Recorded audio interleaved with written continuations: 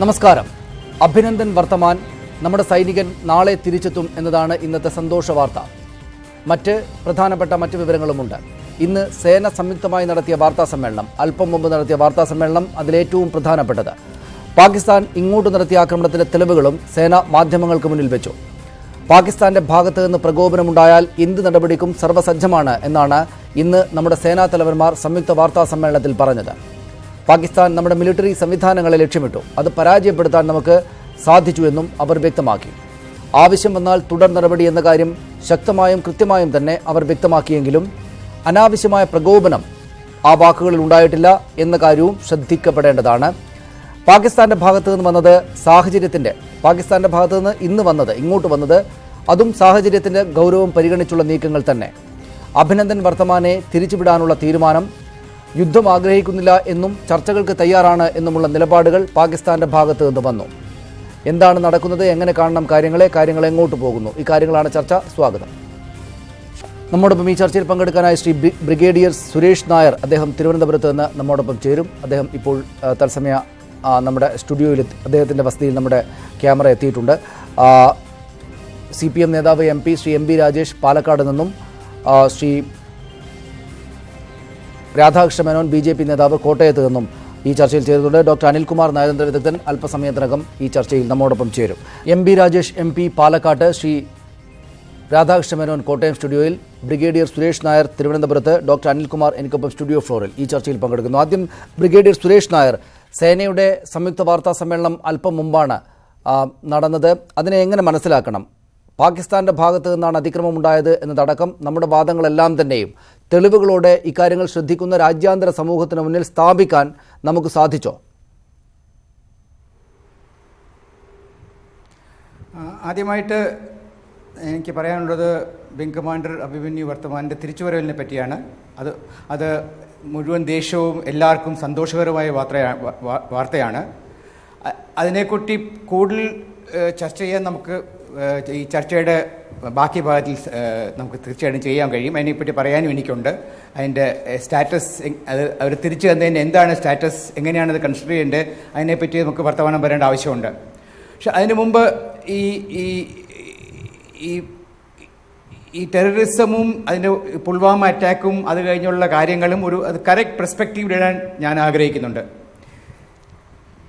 ശരി, ഇന്നത്തെ വാർത്താ സമ്മേളനം താങ്കൾ കൂടെ ശ്രദ്ധിച്ചിട്ടുണ്ടാകും ബ്രിഗേഡിയർ സുരേഷ്. ഇന്നത്തെ വാർത്താ സമ്മേളനത്തിൽ സമഗ്രമായി തന്നെ കാര്യങ്ങൾ ക്രിസ്പായി പറഞ്ഞു തീർക്കാൻ നമ്മുടെ സേനാ മേധാവികൾ ശ്രമിച്ചിട്ടുണ്ട്. അക്കാര്യങ്ങൾ രാജ്യാന്തര സമൂഹത്തിന് ബോധ്യപ്പെടുന്ന വിധം നമ്മുടെ വാദങ്ങൾ സ്ഥാപിക്കപ്പെട്ടില്ലേ?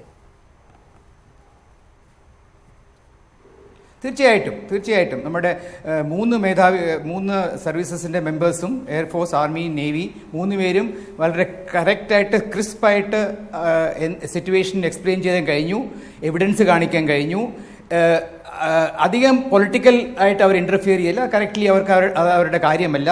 പക്ഷേ എന്ത് എക്സാക്ട്ലി ആണ് നടന്നത്, എങ്ങനെയാണ് നമ്മുടെ പൈലറ്റ് അപ്പുറത്ത് പോയത്, F-16 ഷൂട്ട് ഡൗൺ ചെയ്ത കാര്യം വളരെ ദുഃഖകരമായിട്ട് നമ്മുടെ മീഡിയയും നമ്മുടെ ന്യൂസ് പേപ്പേഴ്സും അധികം കവർ ചെയ്തിട്ടില്ല. അവർ എവിഡൻസ് കൊണ്ട് പറഞ്ഞു നമ്മുടെ F-16 ഷൂട്ട് ഡൗൺ ചെയ്ത് കഴിഞ്ഞിട്ടാണ് MiG-21 പൈലറ്റ് വർത്തമാൻ്റെ MiG താഴെ വീണത്. അത് അൺഫോർച്ചുനേറ്റ്ലി LC ലൈൻ ഓഫ് കൺട്രോളിൽ നിന്ന് അങ്ങേര് ഇജക്ട് ചെയ്തപ്പോൾ അങ്ങേര് അപ്പർ സൈഡിലോട്ട് ലാൻഡ് ചെയ്തു. അതുകൊണ്ടാണ് അങ്ങേരെ ക്യാപ്ചർ ചെയ്യാൻ കഴിഞ്ഞത്. F-16 ഷൂട്ട് ഡൗൺ ചെയ്ത MiG-21 പൈലറ്റാണ് അങ്ങേര്. അതുകൊണ്ട് നമുക്കെല്ലാം we should be proud of wing commander Varthaman's the act of valour which has done. അതായത് ഈ പറയുന്ന പാകിസ്ഥാന്റെ ആക്രമണകാരികളായിട്ടുള്ള സംവിധാനങ്ങളെ വെടിവെച്ചിട്ടതിന് ശേഷമാണ്, അതിനെ നശിപ്പിച്ചതിന് ശേഷമാണ് അദ്ദേഹം താഴേക്ക് വീണത്. അത് ഈ പറയുന്ന ഇജക്ട് ചെയ്ത് വീണപ്പോൾ പാകിസ്ഥാന്റെ അതിർത്തിക്കകത്തായിപ്പോയി, അവരുടെ കൈവശമുള്ള സ്ഥലത്തായിപ്പോയി എന്നത് മാത്രമേ ഉള്ളൂ. അദ്ദേഹം വളരെ ധീരമായിട്ടുള്ള ആക്ടാണ് നടത്തിയത് എന്ന്, അല്ലേ? തീർച്ചയായിട്ടും റിപ്പോർട്ട് അനുസരിച്ച് പാകിസ്ഥാൻ്റെ ഒരു 24 എയർക്രാഫ്റ്റാണ് ലൈൻ ഓഫ് കൺട്രോൾ സൈഡിലോട്ട് വന്ന് അറ്റാക്ക് ചെയ്യാൻ ശ്രമിച്ചത്. നമുക്കറിയാമല്ലോ, ലൈൻ ഓഫ് കൺട്രോളിൽ നിന്ന് 10 കിലോമീറ്റർ പുറയിൽ വരെ എയർ ആക്ടിവിറ്റി പെർമിറ്റഡ് അല്ല. അപ്പോൾ ആ ലൈൻ ക്രോസ് ചെയ്യുമ്പോഴത്തേക്കും നമ്മുടെ എയർക്രാഫ്റ്റ് സ്ക്രാമ്പിളായി, നമ്മുടെ 8 എയർക്രാഫ്റ്റ് സ്ക്രാമ്പിളായി. അവരെ ഇൻ്റർസെപ്റ്റ് ചെയ്യാൻ കഴിഞ്ഞു. അവരുടെ LCയുടെ ആ സൈഡിൽ നിന്നാണോ ഇപ്പുറത്താണോ വന്ന് അവർ മിസൈൽ ഫയർ ചെയ്തതെന്ന് അത് ക്ലിയർ അല്ല. മേ ബി അവരുടെ സൈഡിൽ നിന്നായിരിക്കും മിസൈൽ ഫയർ ചെയ്തത്. ബിക്കോസ് ഇപ്പോഴത്തെ എയർഫോഴ്സിലുള്ള എയർക്രാഫ്റ്റിൻ്റെ ജനറേഷൻ ടാർഗറ്റിൻ്റെ അടുത്ത് വരേണ്ട, ടാർഗറ്റിന് ദൂരെ നിന്ന് തന്നെ അവർ മിസൈൽ ഫയർ ചെയ്യാം. അവർ ഫയർ ചെയ്ത മിസൈൽ ആംറാം മിസൈലാണ്. അത് F-16 ജെറ്റിന് മാത്രമേ ഉള്ളൂ. പാകിസ്ഥാൻ പറഞ്ഞു ഞങ്ങൾ USA സപ്ലൈ ചെയ്ത F-16 ഉപയോഗിച്ചിട്ടില്ലെന്ന്. പക്ഷേ ക്ലിയർ ആയിട്ട് എവിഡൻസ് കിട്ടിക്കഴിഞ്ഞു. ഒരു ആംറാം മിസൈലിൻ്റെ ഒരു പോർഷൻ രജൌരി ഡിസ്ട്രിക്റ്റിൽ നിന്ന് നമുക്ക് കണ്ടുപിടിക്കാൻ കഴിഞ്ഞു. അതുകൊണ്ട് ക്ലിയർ ആയിട്ട് F-16 ഉപയോഗിച്ചു. ആ F-16നെ ഇൻ്റർസെപ്റ്റ് ചെയ്ത് നമ്മുടെ MiG-21 ബൈസൺ എയർക്രാഫ്റ്റ് അങ്ങനെ തകർത്തിട്ടു. അതിനിടയിൽ നമ്മുടെ MiG-21നും was brought down by Pakistan air force.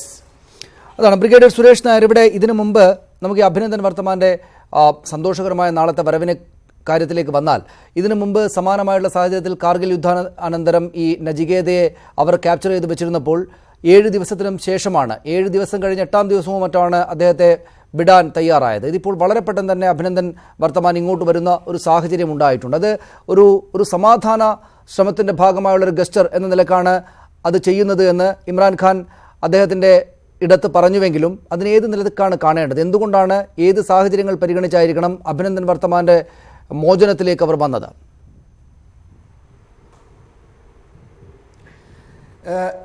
Abhinandan വർത്തമാൻ ഞാൻ നേരത്തെ പറഞ്ഞ പോലെ നമ്മുടെ ക്യാപ്ചേർഡ് പൈലറ്റിനെ തിരിച്ചു വിട്ടതിൽ നമ്മൾക്ക് എല്ലാവർക്കും സന്തോഷമുണ്ട്, ആഹ്ലാദമുണ്ട്. പക്ഷേ അത് കൂടുതൽ സെലിബ്രേറ്റ് ചെയ്യേണ്ട ആവശ്യമില്ല. നമുക്കത് ഇമ്രാൻഖാൻ്റെ വലിയൊരു ഗസ്റ്ററായിട്ടൊന്നും കാണേണ്ട കാര്യമില്ല. ജനീവ കൺവെൻഷൻ അനുസരിച്ച് 7 തൊട്ട് 8 ദിവസം വരെ ക്യാപ്ചേർഡ് പ്രസിഡന്റ് ഓഫ് വാറിനെ തിരിച്ചു തരണമെന്നാണ് നിയമം, ഇൻ്റർനാഷണൽ കൺവെൻഷൻ.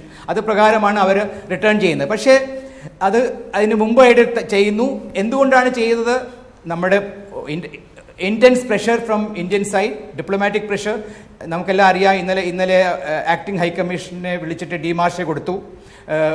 എലോങ് ഒരു സ്ട്രോങ് സ്റ്റേറ്റ്മെൻ്റ് ആയിട്ട് നമ്മുടെ പൈലറ്റിനെ ഒരു ഡേഞ്ചറും വരരുത്, അവരെ റിട്ടേൺ ചെയ്യണം ആസ് പെർ ഇൻ്റർനാഷണൽ കൺവെൻഷൻ. പിന്നെ ഡോസിയറും കൊടുത്തു അറ്റാക്കിനെ പറ്റിയുള്ള ഡീറ്റെയിൽസ്, പുൽവാമ അറ്റാക്കിനെ കുറിച്ച്. അതുകൊണ്ട് സ്ട്രോങ് മെസ്സേജാണ് നമ്മൾ പാകിസ്ഥാന് കൊടുത്തത്. അതുമാത്രമല്ല, ഇൻ്റർനാഷണൽ പ്രഷറും നമ്മുടെ ഡിപ്ലോമസി കാരണം അത് ഇൻ്റർനാഷണൽ പ്രഷറും അപ്ലൈ ചെയ്യാൻ സാധിച്ചു കഴിഞ്ഞു. നമുക്കറിയാമല്ലോ, USA ഓൾറെഡി പറഞ്ഞു കഴിഞ്ഞു, പ്രസിഡന്റ് ട്രംപ് എന്തെങ്കിലും നന്നായിട്ട് ഇന്ത്യ ആൻഡ് പാകിസ്ഥാൻ്റെ നല്ല ന്യൂസ് വരുന്നുണ്ട് എന്ന് പറയുന്നു. സോ സർട്ടൻലി USAയും ഇൻ്റർനാഷണൽ കമ്മ്യൂണിറ്റിയും സൗദി അറേബ്യയും UAEയും പ്രഷർ ചെയ്തെന്ന് തോന്നുന്നുണ്ട്. ഇതൊക്കെ കുറച്ച് കഴിഞ്ഞ് നമുക്ക് കറക്റ്റായിട്ട് മനസ്സിലാവുള്ളൂ. പക്ഷേ തീർച്ചയായിട്ടും ഇന്ത്യയുടെ സ്റ്റാൻഡും ഇന്ത്യയുടെ ഫേംനെസ്സും, ഇന്ത്യ വില്ലിംഗ് ഒരു നെഗോഷിയേഷൻ്റെ വില്ലിംഗ് അല്ലായിരുന്നു റിലീസിനെ പറ്റി. അത് വരെ ക്ലിയർ ആണ്. അതാണ് ഞാൻ തിരിച്ചു വരാം താങ്കളിലേക്ക്. ബ്രിഗേഡിയർ സുരേഷ്, ഞാൻ താങ്കളിലേക്ക് വരാം. ശ്രീ MB രാജേഷ് പാലക്കാട് നിന്ന് നമ്മോടൊപ്പം ചേരുകയാണ്. ശ്രീ MB രാജേഷ്, ഇവിടെ പൂർണ്ണമായ തോതിൽ സജ്ജമാണ് തങ്ങൾ. ഇന്ന് 3 സേനാ വിഭാഗങ്ങളുടെയും തലപ്പത്തുള്ള ആളുകൾ വന്ന് വാർത്താ സമ്മേളനത്തിലൂടെ പറഞ്ഞിട്ടുണ്ട്.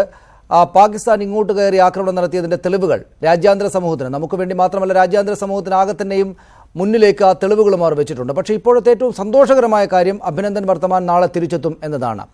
ഇത് രാജ്യത്ത് ഒരു യുദ്ധസമാനമായ സാഹചര്യത്തിലേക്ക്, അല്ലെങ്കിൽ വലിയ തോതിലുള്ള പ്രശ്നങ്ങളിലേക്കൊക്കെ പോകുന്ന അവസ്ഥയിൽ നിന്നൊരൽപ്പം പിന്നോട്ട് പോയിട്ടുണ്ട്. ഗുണപരമായിട്ടുള്ള കാര്യങ്ങളാണിത്.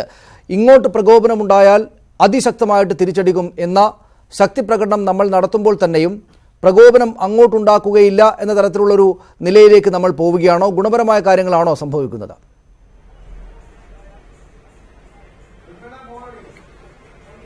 തീർച്ചയായും സംഘർഷാവസ്ഥയിൽ അയവ് വന്നിട്ടുണ്ട് എന്ന് നമുക്ക് കാണാനാവും. ഇന്നലെ ഉണ്ടായിരുന്ന സ്ഥിതിയല്ല ഇന്നത്തേക്ക് ഇപ്പോൾ രൂപപ്പെട്ടിട്ടുള്ളത്. കഴിഞ്ഞ 2 ദിവസങ്ങളിലായി നിലനിന്നിരുന്ന വലിഞ്ഞു മുറുകിയ വളരെ സംഘർഷാത്മകമായിട്ടുള്ള അന്തരീക്ഷത്തിൽ അയവ് വന്നിരിക്കുന്നു എന്നുള്ളത് സ്വാഗതാർഹമാണ്. കാരണം ഇത്തരം കാര്യങ്ങൾ വൈകാരികമായിട്ടല്ല നമ്മൾ കാണേണ്ടത്. വൈകാരികമായി യുദ്ധമുറവിളി കൂട്ടുക എന്നുള്ളത് ഒന്നും അഭികാമ്യമായിട്ടുള്ള ഒന്നല്ല. യുദ്ധമുറവിളി കൊണ്ട് പ്രയോജനമൊന്നുമില്ല. പ്രധാനപ്പെട്ട കാര്യം നയതന്ത്രപരമായിട്ടുള്ള നീക്കങ്ങൾ നടത്തുക, ഒപ്പം ഭീകരവാദത്തെ രാജ്യം ഒറ്റക്കെട്ടായിട്ട് നേരിടുക, അത് അന്താരാഷ്ട്ര സമൂഹത്തിന്റെ പിന്തുണ നേടിയെടുക്കുക. ഇതൊക്കെയാണ് പ്രധാനമായിട്ടുള്ള കാര്യങ്ങൾ. ഒപ്പം നേരത്തെ തുടർച്ചയായി ഭീകരവാദ ആക്രമണങ്ങൾ ഉണ്ടാകാൻ ഇടയാക്കിയിട്ടുള്ള കാരണങ്ങൾ എന്താണ് എന്ന് കണ്ടെത്തുകയും അത് തിരുത്താൻ ഉള്ള നടപടികൾ സ്വീകരിക്കുകയും ചെയ്യണം. കാരണം ഇപ്പോൾ ഭീകരവാദത്തിന്റെ കാര്യത്തിൽ കഴിഞ്ഞൊരു കുറച്ചു കാലത്തിനിടയിൽ വന്നിട്ടുള്ള മാറ്റം വളരെ പ്രകടമാണ്. മുമ്പൊക്കെ സിവിലിയൻസിനെയാണ് ടാർഗറ്റ് ചെയ്തിരുന്നത്, സിവിലിയൻ കേന്ദ്രങ്ങളിലാണ് ഇത്തരം ബോംബ് സ്ഫോടനങ്ങളൊക്കെ സംഘടിപ്പിച്ചിരുന്നത് എങ്കിൽ ഇപ്പൊ അത് മാറി. ഇപ്പോൾ വളരെ ആസൂത്രിതമായിട്ടുള്ള ആക്രമണങ്ങൾ സൈനിക കേന്ദ്രങ്ങളെ ലക്ഷ്യം വെച്ച് നടക്കുകയാണ്. ഇപ്പോൾ കഴിഞ്ഞ കുറെ ആക്രമണങ്ങൾ നിങ്ങൾ എടുത്തു നോക്കൂ. ആദ്യം പത്താൻകോട്ടിലുണ്ടായി, പിന്നെ ഉറിയിലുണ്ടായി.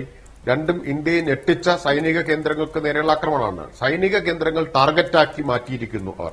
അതുപോലെ നഗരോദയിലുണ്ടായി, പിന്നെ ഗുരുദാസ്പൂരിലുണ്ടായി, ഇപ്പോഴിതാ ഏറ്റവും ഒടുവിൽ CRPFന്റെ കോൺവോയ്ക്ക് നേരെ പുൽവാമയിലും ഉണ്ടായി എന്നുള്ളത് നമ്മൾ കാണണം. അപ്പൊ അതിനിടയാക്കിയിട്ടുള്ള നമ്മുടെ ഭാഗത്ത് നിന്നുണ്ടായ പോരായ്മകൾ, പ്രത്യേകിച്ച് ഇന്റലിജൻസ് പരാജയം തുടങ്ങിയ കാര്യങ്ങൾ കണ്ടെത്തുകയും അത് തിരുത്തുകയും പഴുതടയ്ക്കുകയും ചെയ്യുക എന്നത് പ്രധാനമാണ്. ഒപ്പം ഇത്തരം ആക്രമണങ്ങളുടെ പിന്നിൽ ഉള്ള തീവ്രവാദ ശക്തികൾ അവരെ എങ്ങനെ പാകിസ്ഥാനിലെ സൈനിക ISI സഖ്യം, അവരുടെ നിയന്ത്രണത്തിലുള്ള ഭരണകൂടം അവരെ സഹായിക്കുന്നു, അവർക്ക് അതിനെ സ്പോൺസർ ചെയ്യുന്നു തുടങ്ങിയ കാര്യങ്ങൾ അന്താരാഷ്ട്ര സമൂഹത്തിന് വിശ്വാസം വരുന്ന നിലയിൽ അവതരിപ്പിക്കുക, ഇതെല്ലാം പ്രധാനപ്പെട്ടതാണ്. അതുകൂടി ഉണ്ടാവുമ്പോൾ മാത്രമേ നമുക്കതിനെ ഫലപ്രദമായിട്ട് നേരിടാൻ കഴിയൂ. ഇന്നിപ്പോ സൈനിക മേധാവികൾ നടത്തിയ വാർത്താ സമ്മേളനത്തിന്റെ വിശദാംശങ്ങൾ എനിക്കറിഞ്ഞുകൂടാ. എന്തായാലും ഈ ചർച്ചയിൽ നിന്ന് മനസ്സിലായത് പാകിസ്ഥാന്റെ പങ്കിനെ സംബന്ധിച്ച തെളിവുകൾ അവർക്ക് ഹാജരാക്കാൻ കഴിഞ്ഞു. അല്ലെങ്കിൽ പാകിസ്ഥാൻ മണ്ണിനെ എങ്ങനെയാണ് JEM പോലുള്ള തീവ്രവാദ സംഘടനകൾ ഉപയോഗിച്ചുകൊണ്ടിരിക്കുന്നത് എന്നത് വസ്തുതാപരമായിട്ട് അവർക്ക് വിശദീകരിക്കാൻ കഴിഞ്ഞിട്ടുണ്ട്. അതാണ് ആവശ്യമായിട്ടുള്ള കാര്യം. നമ്മൾ വെറുതെ മുറവിളി കൂട്ടിക്കൊണ്ടിരുന്ന യുദ്ധമുറവിളി കൂട്ടിക്കൊണ്ടിരുന്ന പ്രയോജനമൊന്നുമില്ല.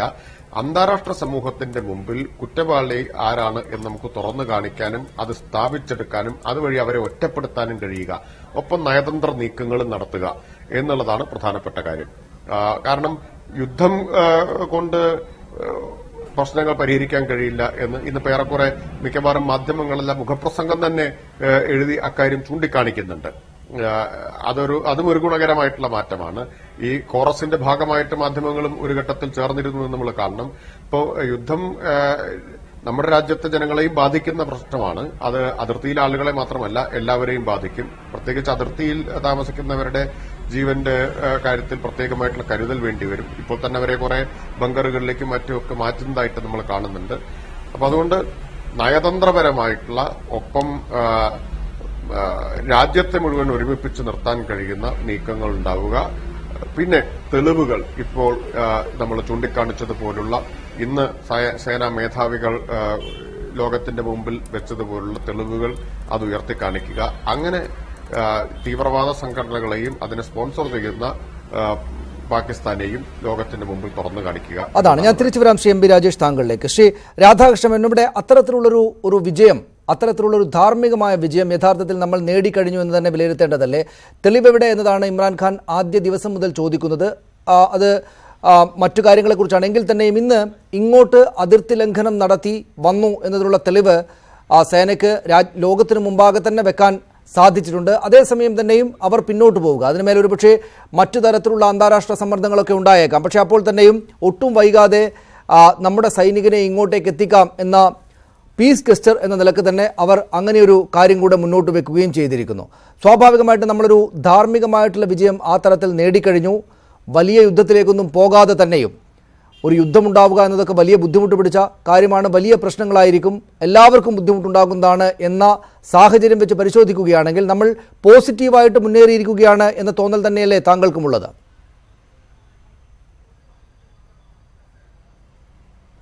തീർച്ചയായിട്ടും ഇക്കാര്യത്തിൽ ഇപ്പോൾ നമ്മുടെ പ്രിയപ്പെട്ട സൈനികനെ വിട്ടുകിട്ടുന്ന കാര്യത്തിൽ മാത്രമല്ല പോസിറ്റീവായിട്ടുള്ള മുന്നേറ്റം, അതിൽ ഏറ്റവും നന്നായി പോസിറ്റീവായി നാം ഇന്ന് മുന്നേറിയിരിക്കുന്നു, ഒന്നാമത്തെ കാര്യം.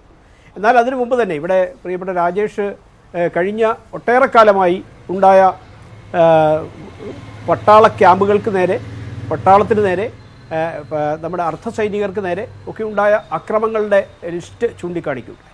പക്ഷെ ആ തരത്തിലുള്ള അക്രമങ്ങൾക്ക് അതിശക്തം, കാരണം ആ അക്രമങ്ങൾക്ക് നേരിടുന്നത്, അതിനെ നേതൃത്വം കൊടുക്കുന്നത് ഒരിക്കലും പാകിസ്ഥാൻ പട്ടാളമായിരുന്നില്ല, അല്ലെങ്കിൽ പാകിസ്ഥാനിലെ സാധാരണ ജനങ്ങളുമല്ല, മറിച്ച് പാകിസ്ഥാൻ പട്ടാളത്തിൻ്റെ ഒത്താശയോടുകൂടി പരിശീലനം കിട്ടി ഇറങ്ങുന്ന തീവ്രവാദികൾ. ആ തീവ്രവാദികളെ അതിർത്തിക്കിപ്പുറത്തേക്ക് കടത്തിവിടുന്നു. ഇവിടെ തന്നെ അതിന് ഉപയുക്തമായ രീതിയിൽ ഇന്ത്യയിൽ തന്നെ അവരെ പരിശീലിപ്പിച്ച് രംഗത്തിറക്കുന്ന തരത്തിൽ പോലും അവരുടെ ആസൂത്രണം വളരെ വ്യാപിപ്പിക്കുന്നു. അങ്ങനെയെല്ലാം വരുന്ന ഒരു സാഹചര്യം, ആ സാഹചര്യത്തെ അതിശക്തമായി നാം നേരിടുന്നു. കാരണം അവരുടെ ക്യാമ്പിലേക്ക് പാകിസ്ഥാൻ അതിർത്തിക്കുള്ളിൽ അവർ ഏറ്റവും സുരക്ഷിതമായി സംഘടിപ്പിച്ചിരിക്കുന്ന അവരുടെ തീവ്രവാദ ക്യാമ്പിനെ, ഏറ്റവും പ്രമുഖരായ ആളുകൾ നേതൃത്വം കൊടുക്കുന്ന ക്യാമ്പിനെ, അതിനെ അവിടെ കടന്നു ചെന്ന് 350ഓളം ആളുകൾക്ക് അതിന് നേതൃത്വം കൊടുത്തവരെ അടക്കം അന്ത്യം കുറിക്കുന്ന അതിശക്തമായ തിരിച്ചടി നൽകിക്കൊണ്ട് നാം എടുത്ത നിലപാട്, അവിടെയാണ് നമ്മുടെ ഇക്കാര്യത്തിലെ ഒന്നാമത്തെ പോസിറ്റീവായിട്ടുള്ള കാര്യം. ആ സമയത്ത് നാം എടുത്തിട്ടുള്ള ധീരമായ നിലപാട്. അതിനൊപ്പം അതിന് നമ്മുടെ രാജ്യത്തേക്ക് വീണ്ടും അവർ മറുപടിയായി കൊണ്ടുവന്ന എന്താ പരിപാടി? നമ്മുടെ പട്ടാള ക്യാമ്പുകളെ ആക്രമിക്കാൻ, നമ്മുടെ നാടിനെ ആക്രമിക്കാൻ. കാരണം ഇവിടെ തീവ്രവാദ ക്യാമ്പില്ല. അവരുടെ തീവ്രവാദ ക്യാമ്പിനെ നാം ആക്രമിച്ചപ്പോൾ അതിന് പകരമായി രാജ്യത്തെ ആക്രമിക്കാൻ വേണ്ടി വന്ന അവരുടെ ഫൈറ്റർ വിമാനങ്ങൾ, ആ വിമാനങ്ങളെയാണ് നമ്മുടെ ധീര ജവാന്മാർ, വൈമാനികർ ചെറുത്ത് തോൽപ്പിച്ചത്.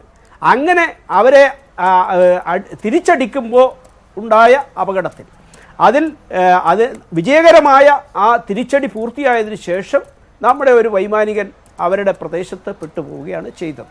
അപ്പോൾ തീർച്ചയായിട്ടും ആ യാഥാർത്ഥ്യത്തെ അന്താരാഷ്ട്ര സമൂഹത്തിൻ്റെ മുന്നിൽ കൃത്യതയോടുകൂടി ബോധ്യപ്പെടുത്തുവാൻ നമുക്ക് സാധിച്ചു. അപ്പോൾ നമ്മുടെ ഒരു തരത്തിൽ നാം വിലയിരുത്തുന്ന സമയത്ത് നമ്മുടെ വിദേശകാര്യമന്ത്രിയും പ്രധാനമന്ത്രിയും ഒക്കെ ഒട്ടേറെ കാലമായി വിദേശങ്ങളുമായി വെച്ചു പുലർത്തുന്ന നല്ല ബന്ധങ്ങൾ, അവരുമായി സ്ഥാപിച്ചിട്ടുള്ള ആ ഉടമ്പടികൾ, ഇതെല്ലാം തീർച്ചയായിട്ടും ഇന്ന് ഒരു പ്രശ്നമുണ്ടായപ്പോൾ നമുക്ക് ഗുണപരമായി ഉപയോഗിക്കാൻ കഴിയുന്നു എന്ന യാഥാർത്ഥ്യവും ഇപ്പോൾ നാം തുറന്ന് സമ്മതിക്കുന്നതിൽ തെറ്റൊന്നുമില്ല.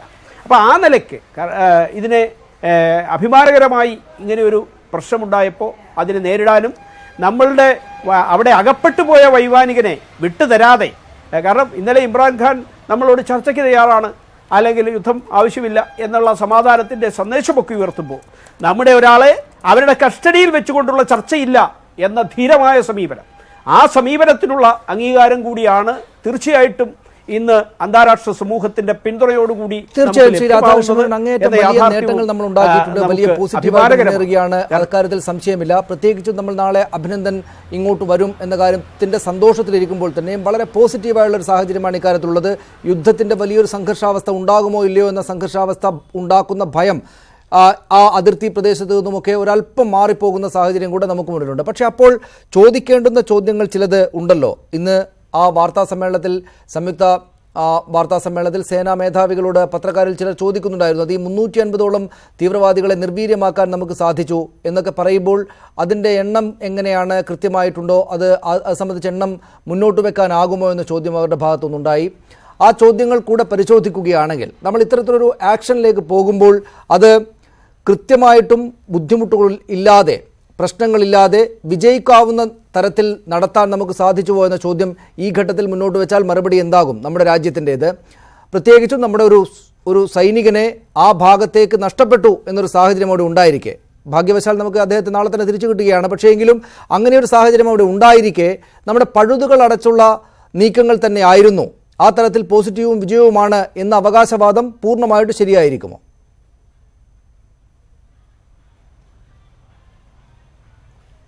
തീർച്ചയായിട്ടും ഇക്കാര്യത്തിൽ, കാരണം നമുക്കറിയാം അഫ്ഗാനിസ്ഥാൻ്റെ മണ്ണിൽ അല്ലെങ്കിൽ ഇതുപോലെ തീവ്രവാദ ക്യാമ്പിൽ കടന്നു കയറി അമേരിക്ക ആ തീവ്രവാദികളോട് നേരിട്ട രീതി നമുക്കറിയാം. അപ്പോൾ അമേരിക്കക്ക് അങ്ങനെ നേരിടാൻ അവകാശമുണ്ടെങ്കിൽ അത് ഭാരതത്തിനും ഉള്ള അവകാശമാണ്, ലോകത്തിലെ ഏത് രാജ്യത്തിനും ആ അവകാശമുണ്ട് എന്ന നിലപാടോടുകൂടി നാം ധീരമായി ഒരു നിലപാട് സ്വീകരിക്കുകയും ഈ കാര്യത്തിൽ അതിശക്തമായ ചെറുത്തുനിൽപ്പും ഒപ്പം ആക്രമണവും നടത്തുകയും, കാരണം നമ്മളെ ആക്രമിച്ചവരുടെ മുന്നിൽ പിന്നെ മുട്ടുമടക്കി നിൽക്കുന്ന സമീപനമല്ല, മറിച്ച് അതിന് ആ രീതിയിലുള്ള മറുപടി, അത് പ്രത്യേകിച്ച് പാകിസ്ഥാൻ്റെ മണ്ണിൽ ഒരു സിവിലിയന് പോലും ബുദ്ധിമുട്ടില്ലാതെ ഈ യഥാർത്ഥത്തിലുള്ള പ്രദേശത്തെ ഐഡൻറ്റിഫൈ ചെയ്തുകൊണ്ട് നമുക്ക് നടത്താൻ കഴിഞ്ഞിട്ടുള്ള ആക്രമണം, അതിനെ അവർക്ക് നൽകാൻ കഴിഞ്ഞ തിരിച്ചടി, ആ തിരിച്ചടി തികച്ചും അഭിമാനകരമാണ്.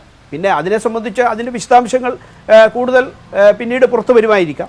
ഏതായാലും ആ നിലയ്ക്ക് ഒരു ധൈര്യപൂർവമായ പട്ടാളത്തിന് എല്ലാ പിൻബലവും കൊടുക്കുന്ന രാഷ്ട്രീയ നിലപാട്, അത് കക്ഷി രാഷ്ട്രീയ ഭേദമന്യേ പ്രതിപക്ഷ ഭരണകക്ഷി വ്യത്യാസമില്ലാതെ നമ്മുടെ സമൂഹം ഒന്നാകെ പട്ടാളത്തിൻ്റെ നിലപാടുകൾക്ക് എല്ലാവിധ പിൻബലവും കൊടുക്കുന്ന സമീപനം സ്വീകരിച്ചു എന്നതും പ്രത്യേകം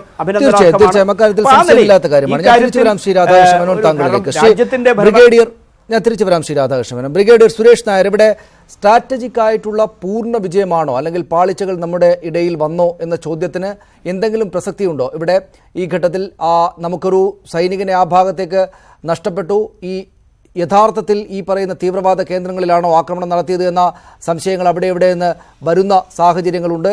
ഒപ്പം ഇമ്രാൻഖാന് ഒരു യുദ്ധവിരുദ്ധനായിട്ടുള്ള രാഷ്ട്ര നേതാവ് എന്ന ഇമേജിലേക്കൊക്കെ വന്ന് എന്തോ ഒരു പീസ് ഗസ്റ്റർ നടത്തുന്നു എന്നത് തോതിൽ അദ്ദേഹത്തിന് അനുകൂലമായിട്ടുള്ള, ആ രാജ്യത്തിന് അനുകൂലമായിട്ടുള്ള ഒരു നില രാജ്യാന്തര സമൂഹത്തിന് മുന്നിൽ സ്വീകരിക്കാൻ പഴുതു നൽകുന്ന ചില സംഭവങ്ങൾ കൂടെ ഉണ്ടായില്ലേ എന്നതുകൂടെ വെച്ച് നോക്കുകയാണെങ്കിൽ നമ്മുടെ സ്ട്രാറ്റജിക് ആയിട്ട് പൂർണ്ണ വിജയമാണ് ഇക്കാര്യങ്ങൾ എന്ന് കാണുക സാധ്യമാണോ? തീർച്ചയായും. അതിന് മുമ്പ് എനിക്ക് നമ്മുടെ വേറൊരു സ്പോക്സ്മാൻ പറയുന്ന ഒരു 2-3 കാര്യം കുറച്ചൊരു ക്ലാരിറ്റിയോടെ പറയാനുണ്ട്. ഈ Pakistan based terrorist group Jaish Muhammad, Lashkar e Taiba ഇവരെല്ലാം അദ്ദേഹം പറഞ്ഞു മിലിറ്ററി ടാർഗറ്റ്സിനെ മാത്രം അവർ ടാർഗറ്റ് ചെയ്യുന്നത്, പഠാൻകോട്ടോ യൂറിയോ ഈ പുൽവാമയോ. എന്തുകൊണ്ടാണ്? അത് അവരുടെ ഉദ്ദേശം മിലിറ്ററി മാത്രം ടാർഗറ്റ് ചെയ്യേണ്ട, നമുക്ക് വേറെ ഒരു എനിമിറ്റി ഇല്ല, മിലിറ്ററി ആയിട്ടേ ഉള്ളൂ. അതല്ല എൻ്റെ കാര്യം മിലിറ്ററി ടാർഗറ്റ്സിനെ ചെയ്യുവാണെങ്കിൽ ഇൻ്റർനാഷണൽ ഒപ്പീനിയൻ അത്ര വലുതായിട്ട് വരില്ല. സിവിലിയൻ ടാർഗറ്റ്സിനെ അറ്റാക്ക് ചെയ്യുകയാണെങ്കിൽ ഇൻ്റർനാഷണൽ ഒപ്പീനിയൻ വലുതാവും, അവർക്ക് തിരിച്ചടിയാവും. അതുകൊണ്ടാണ് അവർ കെയർഫുള്ളി ചൂസൺ ചെയ്ത ടാർഗറ്റ്സ് ആണ് എസ്പെഷ്യലി ഈ എൻവയറൺമെൻറ്റിൽ അവർ സെലക്ട് ചെയ്യുന്നത്. സോ അത് ക്ലിയർ ആയിട്ട് മനസ്സിലാക്കണം. അത് മാത്രമല്ല, ഈ ഗ്രൂപ്പ്സും പാകിസ്ഥാൻ ആർമിയും പാകിസ്ഥാൻ ISIയുടെ സപ്പോർട്ടില്ലെങ്കിൽ അവരൊന്നുമില്ല. അത് നമുക്ക് മനസ്സിലാക്കണം. ഈ ടെററിസം പാകിസ്ഥാൻ്റെ ആർമിയുടെയും ISIയുടെയും സപ്പോർട്ടില്ലെങ്കിൽ ഈ ടെററിസം നടക്കില്ല, അവർക്ക് നടക്കാൻ കഴിയില്ല. അത് നമുക്ക് ക്ലിയർ ആയിട്ട് മനസ്സിലാക്കണം. അല്ലാതെ ആ ക്ലാരിറ്റി ഓഫ് മൈൻഡ് ഇല്ലെങ്കിൽ നമുക്ക് എന്ത് ചെയ്യണമെന്ന് നമുക്ക് മനസ്സിലാവില്ല. അത് ക്ലിയർ ആയിട്ട് അതെനിക്ക് പറയേണ്ടിയിരിക്കുന്നു.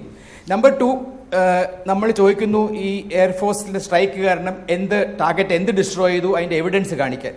എൻ്റെ ഒപ്പീനിയനിൽ അതൊരു ചിന്താവിഷയമേ ആവരുത്. അതാണ് ഞാൻ പറഞ്ഞ ആദ്യമേ ഒരു കറക്റ്റ് പെർസ്പെക്റ്റീവ് ഇടണമെങ്കിൽ. ജനറൽ അസ്ലം ബേഗിൻ്റെ ടൈം ആർമി ചീഫ് ആകുമ്പോൾ പാകിസ്ഥാൻ ഡിസൈഡ് ഒരു സ്ട്രാറ്റജി ചൂസ് ചെയ്തു ഇന്ത്യക്ക് അഗൈൻസ്റ്റ് ആയിട്ട്. സിയാഉൽ ഹക്കിൻ്റെ പഴയ വാർ ഓഫ് 1000 കട്ട് കഴിഞ്ഞിട്ട് ഒരു ക്ലിയർ സ്ട്രാറ്റജി ഇന്ത്യക്ക് എന്ത് വേണമെന്ന് അഫ്സൽ ബേഗാണ് ഡിക്ലെയർ ചെയ്തത്. അങ്ങനെ പറഞ്ഞു ഒഫൻസീവ് ഡിഫൻസ്. ഒഫൻസീവ് പാർഷൻ ഏതാ? ടെററിസം കൂടെ. അന്ന് മിലിറ്റൻസ് ആയിരുന്നു, അത് കഴിഞ്ഞ് പിന്നെ ടെററിസം. ഒഫൻസീവ്, അവർക്ക് ഒഫൻസീവായിട്ട് അവർക്ക് തിരിച്ചടിയില്ലാതെ ഒഫൻസീവ് ചെയ്യാം. ഡിഫൻസീവ് പാർട്ടാണ് അവരുടെ ന്യൂക്ലിയർ വെപ്പൺസ്. അപ്പം അവർക്ക് ഒഫൻസ് ചെയ്യുമ്പോൾ അവരുടെ ന്യൂക്ലിയർ വെപ്പൺസ് കാരണം നമ്മൾ ഒരു ആക്ഷനും എടുക്കൂല എന്നുള്ള അക്സെപ്റ്റൻസ് കൊണ്ടാണ് അവരിങ്ങനെ ടെററിസ്റ്റ് നടന്നുകൊണ്ടിരുന്നത്. അത് ഡീൽ ചെയ്യാനുള്ള ഒരു ലീഡർഷിപ്പും അതിൻ്റെ വ്യക്തിത്വവും നമുക്ക് മനസ്സിലാക്കി നമ്മൾ എന്ത് ചെയ്യണം എന്നുള്ള ഈ കാര്യങ്ങളാണ് ഈ അടുത്ത നമ്മൾ കണ്ടത്. കഴിഞ്ഞ 2 കൊല്ലം മുമ്പുള്ള സർജിക്കൽ സ്ട്രൈക്സും അത് ഒരു സ്മോളർ ലെവലായിരുന്നു. ഈ എയർ സ്ട്രൈക്ക് എന്താ പ്രൂവ് ചെയ്ത്? ടെററിസ്റ്റ് സ്ട്രൈക്ക് ഉണ്ടായാൽ ഇന്ത്യൻ ആം ഫോഴ്സസിന് നിങ്ങളുടെ ന്യൂക്ലിയർ ത്രെറ്റുമായിട്ട് ഒരു ബാധയില്ല. നമുക്ക് അതൊരു ത്രെറ്റായിട്ട് നമ്മൾ എടുക്കുന്നില്ല. ഞങ്ങൾക്ക് നിങ്ങളുടെ ഏതെങ്കിലും ടാർഗറ്റ് ഡീപ്പ് 80 കിലോമീറ്റർ വരെ പോയി ഞങ്ങൾക്ക് സ്ട്രൈക്ക് ചെയ്യാനുള്ള സാധ്യതയുണ്ട്. ഇനി അത് അങ്ങനെ ചെയ്താൽ വേറെ എന്തെങ്കിലും ഓപ്ഷൻ നമ്മൾ എടുക്കും. അങ്ങനെയുള്ളൊരു സാധ്യത ഉള്ളപ്പോൾ ആ സെക്കൻഡ് ഡിഫെൻസീവ് സ്ട്രാറ്റജി പാകിസ്ഥാൻ്റെ അത് തകർന്നു കഴിഞ്ഞു. അത് ഒരു മേജർ ചേഞ്ചാണ് ഈ ഏഷ്യൻ സബ് കോണ്ടിനെന്റിൽ ഈ പുതിയ എയർഫോഴ്സിൻ്റെ അതിൽ എന്തൊക്കെ ഡിസ്ട്രോയ് ഇല്ല എന്നുള്ളത് നമ്മുടെ പ്ലാനിങ്ങും എക്സിക്യൂഷനും ഉള്ള ലെസനാണ്. അത് ആരും കാണിക്കേണ്ട ഒരു ആവശ്യമില്ല. നമുക്കറിയായിരുന്നു ബാലക്കോട്ടിലൊരു ടെററിസ്റ്റ് JEMന്റെ ക്യാമ്പ്സ് ഉണ്ടായിരുന്നു, അവിടെ സ്ട്രൈക്ക് ചെയ്തു. പക്ഷേ എയർഫോഴ്സിൻ്റെ കേപ്പബിലിറ്റി 80 കിലോമീറ്റർ പോയി സ്ട്രൈക്ക് ചെയ്യുക, അതിനുള്ള വിൽ ഇന്ത്യൻ നേഷനുണ്ട്, ഇന്ത്യൻ ആം ഫോഴ്സസിനുണ്ട്, ഇന്ത്യൻ പൊളിറ്റിക്കൽ ലീഡർഷിപ്പിനുണ്ട്. അത് കാണിച്ചു കൊടുത്തു. അതാണ് most important strong message to Pakistan. അതാണ് ഞാനത് മനസ്സിലാക്കുന്നു. ബ്രിഗേഡിയർ സുരേഷ് നായർ, ഞാനത് മനസ്സിലാക്കുന്നു. മനസ്സിലാക്കാവുന്ന കാര്യങ്ങളാണ്. അപ്പോഴും ഒരു ചോദ്യം കൂടെ ഞാൻ അതുമായി ബന്ധപ്പെട്ട് താങ്കളോട് ചോദിക്കട്ടെ. ഈ തീവ്രവാദികൾ നമ്മുടെ സേനാ കേന്ദ്രങ്ങൾ നമുക്ക് നേരെ വലിയ തോതിൽ ആക്രമണം മുന്നോട്ട് വെക്കുന്നു, ആക്രമണം നടത്തുന്നു. അതിനെതിരായിട്ട് നമ്മൾ പ്രവർത്തിച്ചുകൊണ്ടിരിക്കവേ ഈ പാകിസ്ഥാന്റെ സർക്കാരും ഭരണകൂട സംവിധാനങ്ങളും സേനയുമൊക്കെ ഈ തീവ്രവാദികളെ സഹായിക്കുന്നു. താങ്കൾ തന്നെയും പറഞ്ഞു, എല്ലാവർക്കും അറിയാവുന്നതുവരെ സേനയുടെയും സർക്കാരിൻ്റെയും അവരുടെ സേനയുടെയും സർക്കാരിൻ്റെയും സഹായമില്ലാതെ ഈ തീവ്രവാദികൾക്ക് ഇങ്ങനെ പ്രശ്നങ്ങൾ ഉണ്ടാക്കുക സാധ്യമല്ല എന്ന്. പക്ഷേ ഇതൊക്കെ കഴിഞ്ഞ് ഇങ്ങനെയൊരു വലിയ ആക്രമണത്തിന് നമ്മൾ വിധേയമായതിന് ശേഷം പോലും പക്ഷേ ആത്യന്തികമായിട്ട് ഇമ്രാൻഖാൻ ആ രാജ്യത്തിൻ്റെ തലപ്പത്തുള്ളയാൾക്ക് വിജയിച്ച് നിൽക്കാവുന്ന ഒരു സാഹചര്യം സൃഷ്ടിക്കപ്പെട്ടോ എന്നതായിരുന്നു എൻ്റെ ചോദ്യം. അതായത് അദ്ദേഹം ഇന്ന് അദ്ദേഹത്തിൻ്റെ ജോയിൻറ്റ് പാർലമെൻറ്റ് സെഷനിൽ ഈ കാര്യം പ്രഖ്യാപിക്കുന്നു. അഭിനന്ദന നാട്ടിലേക്ക് പറഞ്ഞേക്കുന്ന ഒരു പീസ് ഗസ്റ്റർ എന്ന നിലക്കാണ്. യുദ്ധവിരുദ്ധ പ്രഖ്യാപനങ്ങൾ, പ്രസ്താവനകൾ, പ്രസംഗം അദ്ദേഹം വലിയ തോതിൽ നടത്തുന്നു. ഞങ്ങളാണ് യുദ്ധത്തിനെതിരായിട്ടുള്ള നിലപാട് സ്വീകരിക്കുന്ന ആളുകളെന്ന് രാജ്യാന്തര സമൂഹത്തെ, മറ്റു രാഷ്ട്രങ്ങളെ, അതിൻ്റെ തലപ്പത്തിരിക്കുന്ന ആളുകളെ ബോധ്യപ്പെടുത്താനായി ശ്രമിക്കുന്നു. ഒരു പരിധിവരെ അദ്ദേഹം വിജയിക്കുകയും ചെയ്യുന്നില്ലേ? അങ്ങനെ നമ്മുടെ സ്ട്രാറ്റജി കൊണ്ട് അദ്ദേഹത്തിന് ആ രാജ്യത്തിന് ഇമേജ് വർദ്ധിപ്പിക്കാനുള്ള നിലയുണ്ടായോ എന്നൊരു ചോദ്യം വന്നാൽ എന്തായിരിക്കും ഉത്തരം? തീർച്ചയായിട്ടുമില്ല. ഇതിൽ ഒരു ആക്ഷനും പാകിസ്ഥാന് ജസ്റ്റിഫൈ ചെയ്യാൻ പറ്റൂല. നമ്മൾ സെലക്ട് ചെയ്ത് നോൺ മിലിറ്ററി ടാർഗറ്റ് ആണ് അറ്റാക്ക് സെലക്ട് ചെയ്തത്. നോൺ മിലിറ്ററി ടാർഗറ്റ് ക്ലിയർ ആയിട്ടും സിവിലിയൻ ടാർഗറ്റ്സിനെ അവോയ്ഡ് ചെയ്ത് നോൺ മിലിറ്ററി ടാർഗറ്റ് ടെററിസ്റ്റ് ക്യാമ്പിനെയാണ് നമ്മൾ ടാർഗറ്റ് ചെയ്തത്. അതിൻ്റെ റിറ്റാലിയേഷനായിട്ട് അവർ നമ്മുടെ മിലിറ്ററി ടാർഗറ്റ്സിനെ, നമ്മുടെ ഇന്ത്യൻ സോയിലിൽ ഒരു ടെററിസ്റ്റ് ക്യാമ്പും അറ്റാക്ക് ചെയ്യാൻ അവർ പറഞ്ഞ് we want to show our ability to strike. അതൊരു 24 പാക്കേജ് ഉള്ള ഒരു എയർ അറ്റാക്ക്, അത് അങ്ങനത്തെ ഷോയിനുള്ളതല്ല. അത് നമ്മുടെ മിലിറ്ററി ഇൻസ്റ്റലേഷൻ ടാർഗറ്റ് ചെയ്ത് വന്നതാണ്. നമ്മുടെ മിലിറ്ററി ഇൻസ്റ്റലേഷനിലെ ഒരു റിറ്റാലിയേഷനായിട്ട് കാണിക്കാൻ അവരയച്ചതാണ്. അതുകൊണ്ട് ഒരു ആക്ഷനും പാകിസ്ഥാന് ജസ്റ്റിഫൈ ചെയ്യാൻ കഴിയില്ല. അതുകൊണ്ട് തന്നെ ഇമ്രാൻഖാൻ്റെ ഉള്ള പ്രഷറും ഇന്റർനാഷണൽ ഒപ്പീനിയൻ പ്രഷറും നമ്മുടെ ഓൺ ഡിപ്ലോമാറ്റിക് പ്രഷറും മിലിറ്ററി പ്രഷറും എല്ലാം കൂടെ അപ്ലൈ ചെയ്താണ് ഇമ്രാൻഖാൻ്റെ ഈ സ്റ്റേറ്റ്മെൻറ്റും നമ്മുടെ പൈലറ്റിനെ റിലീസ് ചെയ്ത് സമ്മതിച്ചത്. തീർച്ചയായിട്ടും നല്ല വാർത്തയാണ്. ഞാനത് ആഹ്ലാദിക്കുന്നു. തീർച്ചയായിട്ടും ഇമ്രാൻഖാനെ കൺഗ്രാജുലേറ്റ് ചെയ്യണം ഈ തിരിച്ചു വന്നതിന്, no doubt about it. But it has be seen in the whole perspective. അവർക്ക് വേറെ ഒരു മാർഗവുമില്ലായിരുന്നു. അങ്ങനെ റിട്ടേൺ ചെയ്യണം. ഇന്നല്ലെങ്കിൽ നാളെ മറ്റന്നാൾ റിട്ടേൺ ചെയ്യാതിരിക്കാൻ പറ്റൂല. അതാണ് വളരെ ശരി. ഞാൻ തിരിച്ചു വരാം ബ്രിഗേഡിയർ താങ്കളിലേക്ക്. ശ്രീ എം പി രാജേഷ്, ഇവിടെ നമ്മുടെ രാഷ്ട്രീയ നേതൃത്വത്തിൻ്റെ ഇത്തരം സാഹചര്യങ്ങളിലെ ആധികാരികത എല്ലാവർക്കും അറിയാവുന്നതാണ്. രാജ്യത്ത് ഇത്തരം തീരുമാനങ്ങൾ ആത്യന്തികമായിട്ട് സ്വീകരിക്കേണ്ടത് ഭരണ നേതൃത്വവും രാഷ്ട്രീയ നേതൃത്വവുമാണ്. അതിന്ന് സേനാ മേധാവികൾ 3 പേരും സംയുക്ത വാർത്താ സമ്മേളനം നടത്തിയപ്പോൾ ഒന്നിലേറെ തവണ പറയുന്നുണ്ടായിരുന്നു, ഞങ്ങൾ ചെയ്യേണ്ടുന്ന എല്ലാം റെഡിയാണ്, ബാക്കി രാഷ്ട്രീയ നേതൃത്വം, ഭരണ നേതൃത്വമാണ് ഇക്കാര്യത്തിൽ അന്തിമമായ തീരുമാനമെടുക്കുക എന്നത് അവർ സൂചിപ്പിക്കുന്നുണ്ടായിരുന്നു. നമ്മുടെ രാഷ്ട്രീയ നേതൃത്വം ഇത്തരമൊരു സാഹചര്യത്തിൽ, വളരെ ഗൗരവതരമായ സാഹചര്യത്തിൽ സ്വീകരിച്ച നിലപാടുകൾ പൂർണ്ണമായിട്ടും അനുകൂലിക്കാവുന്നതായിരുന്നോ?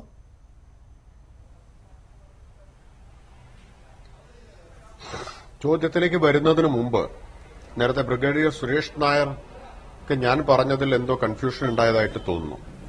2 കാര്യങ്ങൾ. ചെറിയ സാങ്കേതിക പ്രശ്നം. അദ്ദേഹം ഞാൻ തിരിച്ചു വരാം ശ്രീ എം പി രാജേഷ് താങ്കളിലേക്ക്. താങ്കൾ ആ കാര്യം വിശദീകരിക്കാൻ വരികയായിരുന്നു, അപ്പോഴേക്ക് ചെറിയ സാങ്കേതിക പ്രശ്നമുണ്ടായത് തടസ്സപ്പെട്ടിരിക്കുകയാണ്. ഞാൻ ശ്രീ എം പി രാജേഷ്, താങ്കൾ പറഞ്ഞു തുടങ്ങിയത് പൂർത്തിയാക്കുമോ? ചെറിയ സാങ്കേതിക പ്രശ്നം വന്നതായിരുന്നു നേരത്തെ. അതെ, ഞാൻ വ്യക്തത വരുത്താൻ ശ്രമിച്ചത് ബ്രിഗേഡിയർ സുരേഷ് നായർ പറഞ്ഞു പാകിസ്ഥാനിൽ സൈന്യവും ISIയും തമ്മിലുള്ള ഒരു അച്ചുതണ്ടാണ് എന്ന് മനസ്സിലാക്കണം എന്ന്. ഇതെല്ലാം എല്ലാവർക്കും അറിയുന്ന കാര്യമാണ്. നമ്മളെല്ലാം എത്രയോ കാലമായിട്ട് പറയുന്നതും എഴുതുന്നതും ഒക്കെ ആയിട്ടുള്ള കാര്യമാണ്. അപ്പൊ അക്കാര്യത്തിലൊന്നും അവ്യക്തതയുടെ പ്രശ്നമില്ല. പാകിസ്ഥാനിലെ ഏത് തെരഞ്ഞെടുക്കപ്പെട്ട ഗവൺമെന്റ് വന്നാലും അവര് സൈന്യത്തിന്റെയും ISIയുടെയും പിടിയിലാണ് എന്നതും ആ ഒരു ആക്സിസ് ആണ്.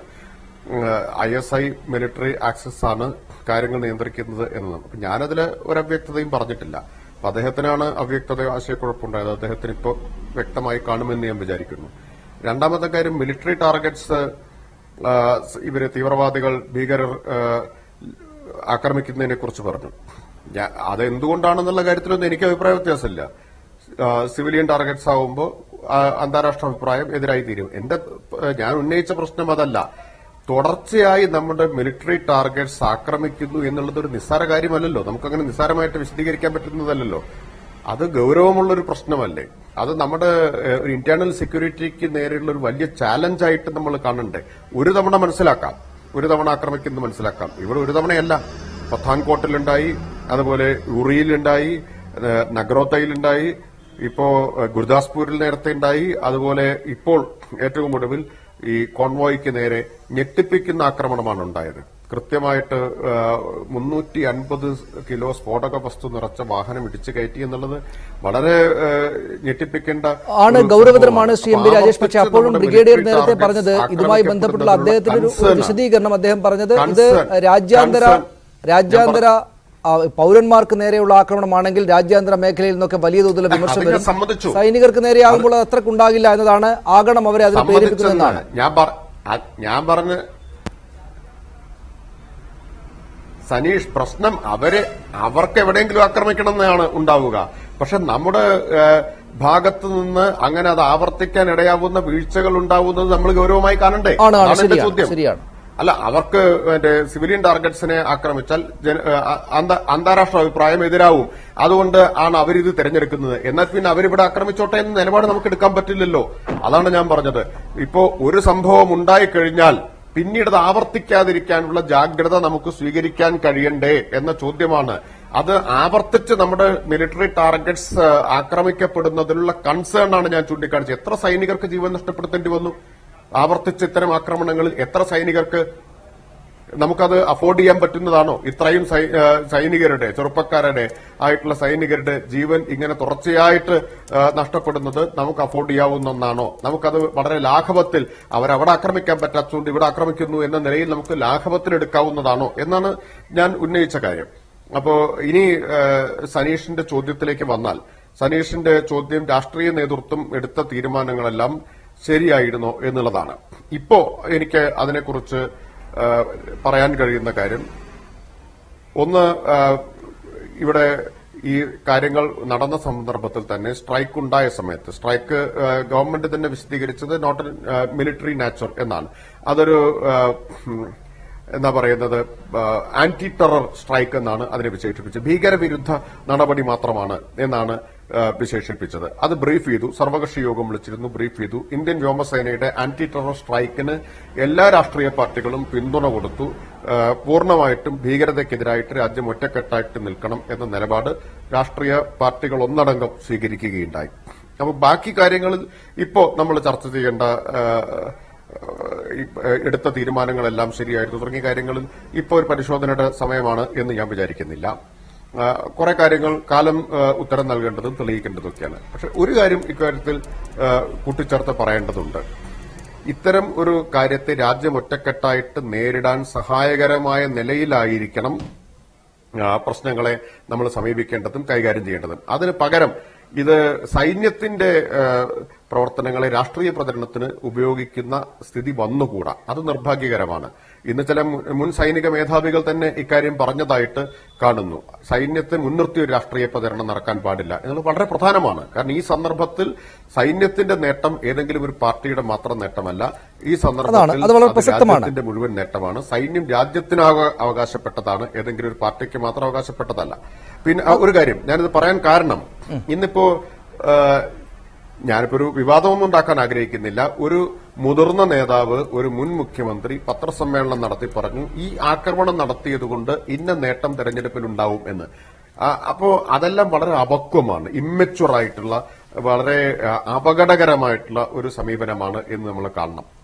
അതാണ് ശ്രീ രാധാകൃഷ്ണ മേനോൻ. ഇവിടെ നമുക്ക് അതിൻ്റെ വിഷയത്തിലേക്ക് വന്നാൽ അതൊരു പ്രധാനപ്പെട്ട വിഷയമാണല്ലോ. ഇവിടെ ഇന്നിപ്പോൾ രാജ്യം ഇങ്ങനെ ഈ മട്ടിലൊക്കെ കാര്യങ്ങൾ ചർച്ച ചെയ്യുകയും ആകുലതകളോടെ ഇരിക്കുകയും ഒക്കെ ചെയ്യുന്ന സമയത്ത് നമ്മുടെ പ്രധാനമന്ത്രി BJPയുടെ പരിപാടിയിൽ വന്ന് സംസാരിക്കുന്നു. അപ്പോൾ തന്നെയാണ് പ്രതിപക്ഷ പാർട്ടികൾ ഞങ്ങൾ എല്ലാ തരത്തിലും, ഇപ്പോൾ ശ്രീ എം പി രാജേഷ് സ്വീകരിച്ചതുപോലെ എല്ലാ തരത്തിലും മറ്റ് വിമർശനങ്ങൾ ഉന്നയിക്കാൻ ഞങ്ങൾ തയ്യാറല്ല എന്ന് പറഞ്ഞ് മാറി നിൽക്കുന്ന പ്രതിപക്ഷത്തിന് പക്ഷേ ഇതൊന്നും ശരിയായ കാര്യമല്ല. ഇത് വെച്ച് രാഷ്ട്രീയ മുതലെടുപ്പിന് നിങ്ങൾ നിൽക്കരുത് എന്ന അഭിപ്രായം പരസ്യമായി പ്രകടിപ്പിക്കേണ്ടതായി വരുന്നു. നിങ്ങളുടെ ഒരു മുൻ മുഖ്യമന്ത്രി, BJPയുടെ ഒരു മുൻ മുഖ്യമന്ത്രി ഞങ്ങൾക്ക് സീറ്റ് വർധനയുണ്ടാകും ഇതുകൊണ്ട് എന്ന ഒട്ടും ശരിയല്ലാത്ത പ്രസ്താവന നടത്തുന്നു. ഇവിടെ ഇത്ര കാകുലതയോടുകൂടി നമ്മുടെ രാജ്യത്തെ മറ്റു രാഷ്ട്രീയ സ്ഥലങ്ങളിലുള്ള ആളുകളടക്കം, മറ്റു രാഷ്ട്രങ്ങളടക്കമുള്ള ആളുകൾ നോക്കിക്കൊണ്ടിരിക്കെ, പലതരത്തിലുള്ള ചർച്ചകൾ നടന്നുകൊണ്ടിരിക്കെ ഇങ്ങനെയൊക്കെ ചെയ്യുന്നത് ശരിയായ കാര്യമാണോ? പ്രധാനമന്ത്രി പാർട്ടി പരിപാടിയിൽ ചെന്ന് പങ്കെടുക്കുന്നു. ഒരു മുൻ മുഖ്യമന്ത്രി ഇങ്ങനെ ഒട്ടും ശരിയല്ലാത്ത പ്രസ്താവനകൾ നടത്തുന്നു. ശരിയായ കാര്യമാണോ അത്?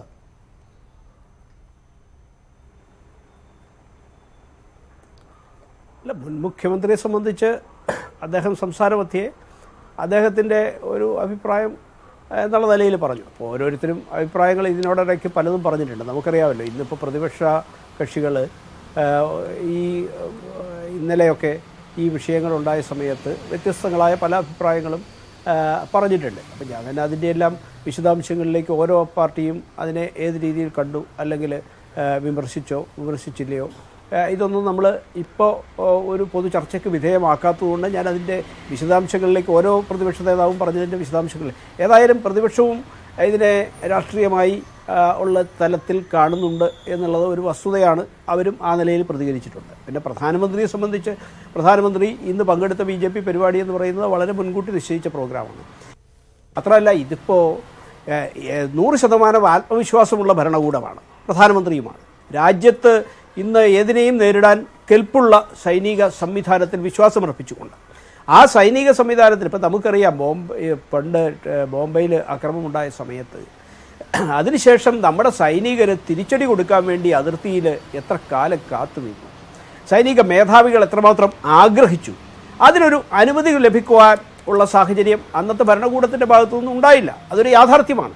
അപ്പോൾ ഓരോ സമയത്തും അങ്ങനെയുള്ള തീവ്രവാദ പ്രവർത്തനങ്ങളെ ഈ നാട്ടിൽ കടന്നു കയറി വിജയകരമായി തീവ്രവാദികൾ നടത്തിപ്പോകുമ്പോൾ, പാകിസ്ഥാൻ ആസൂത്രണം ചെയ്ത് നടപ്പാക്കുമ്പോൾ അതിനെ നേരിടാൻ പട്ടാളത്തിന്, മിലിറ്ററിക്ക് ആഗ്രഹമുണ്ടെങ്കിലും തയ്യാറാണെങ്കിലും സംവിധാനമുണ്ടെങ്കിലും അതിന് അനുമതി ലഭിക്കാത്ത രാഷ്ട്രീയ സാഹചര്യം പലപ്പോഴും ഉണ്ടായിട്ടുണ്ട് എന്നുള്ളതൊരു യാഥാർത്ഥ്യമാണ്. അപ്പോൾ തീർച്ചയായിട്ടും ഇന്ന് അതിൽ നിന്നും വ്യത്യസ്തമായി ആ മിലിറ്ററിയിൽ വിശ്വാസം അർപ്പിച്ചുകൊണ്ട് അവരുടെ ജോലി ചെയ്യും. ജോലി ചെയ്താൽ ഇക്കാര്യങ്ങൾ സുരക്ഷിതമാണ് എന്ന ഉറച്ച വിശ്വാസത്തിലാണ് ഇന്ത്യയുടെ പ്രധാനമന്ത്രി ഉള്ളത്.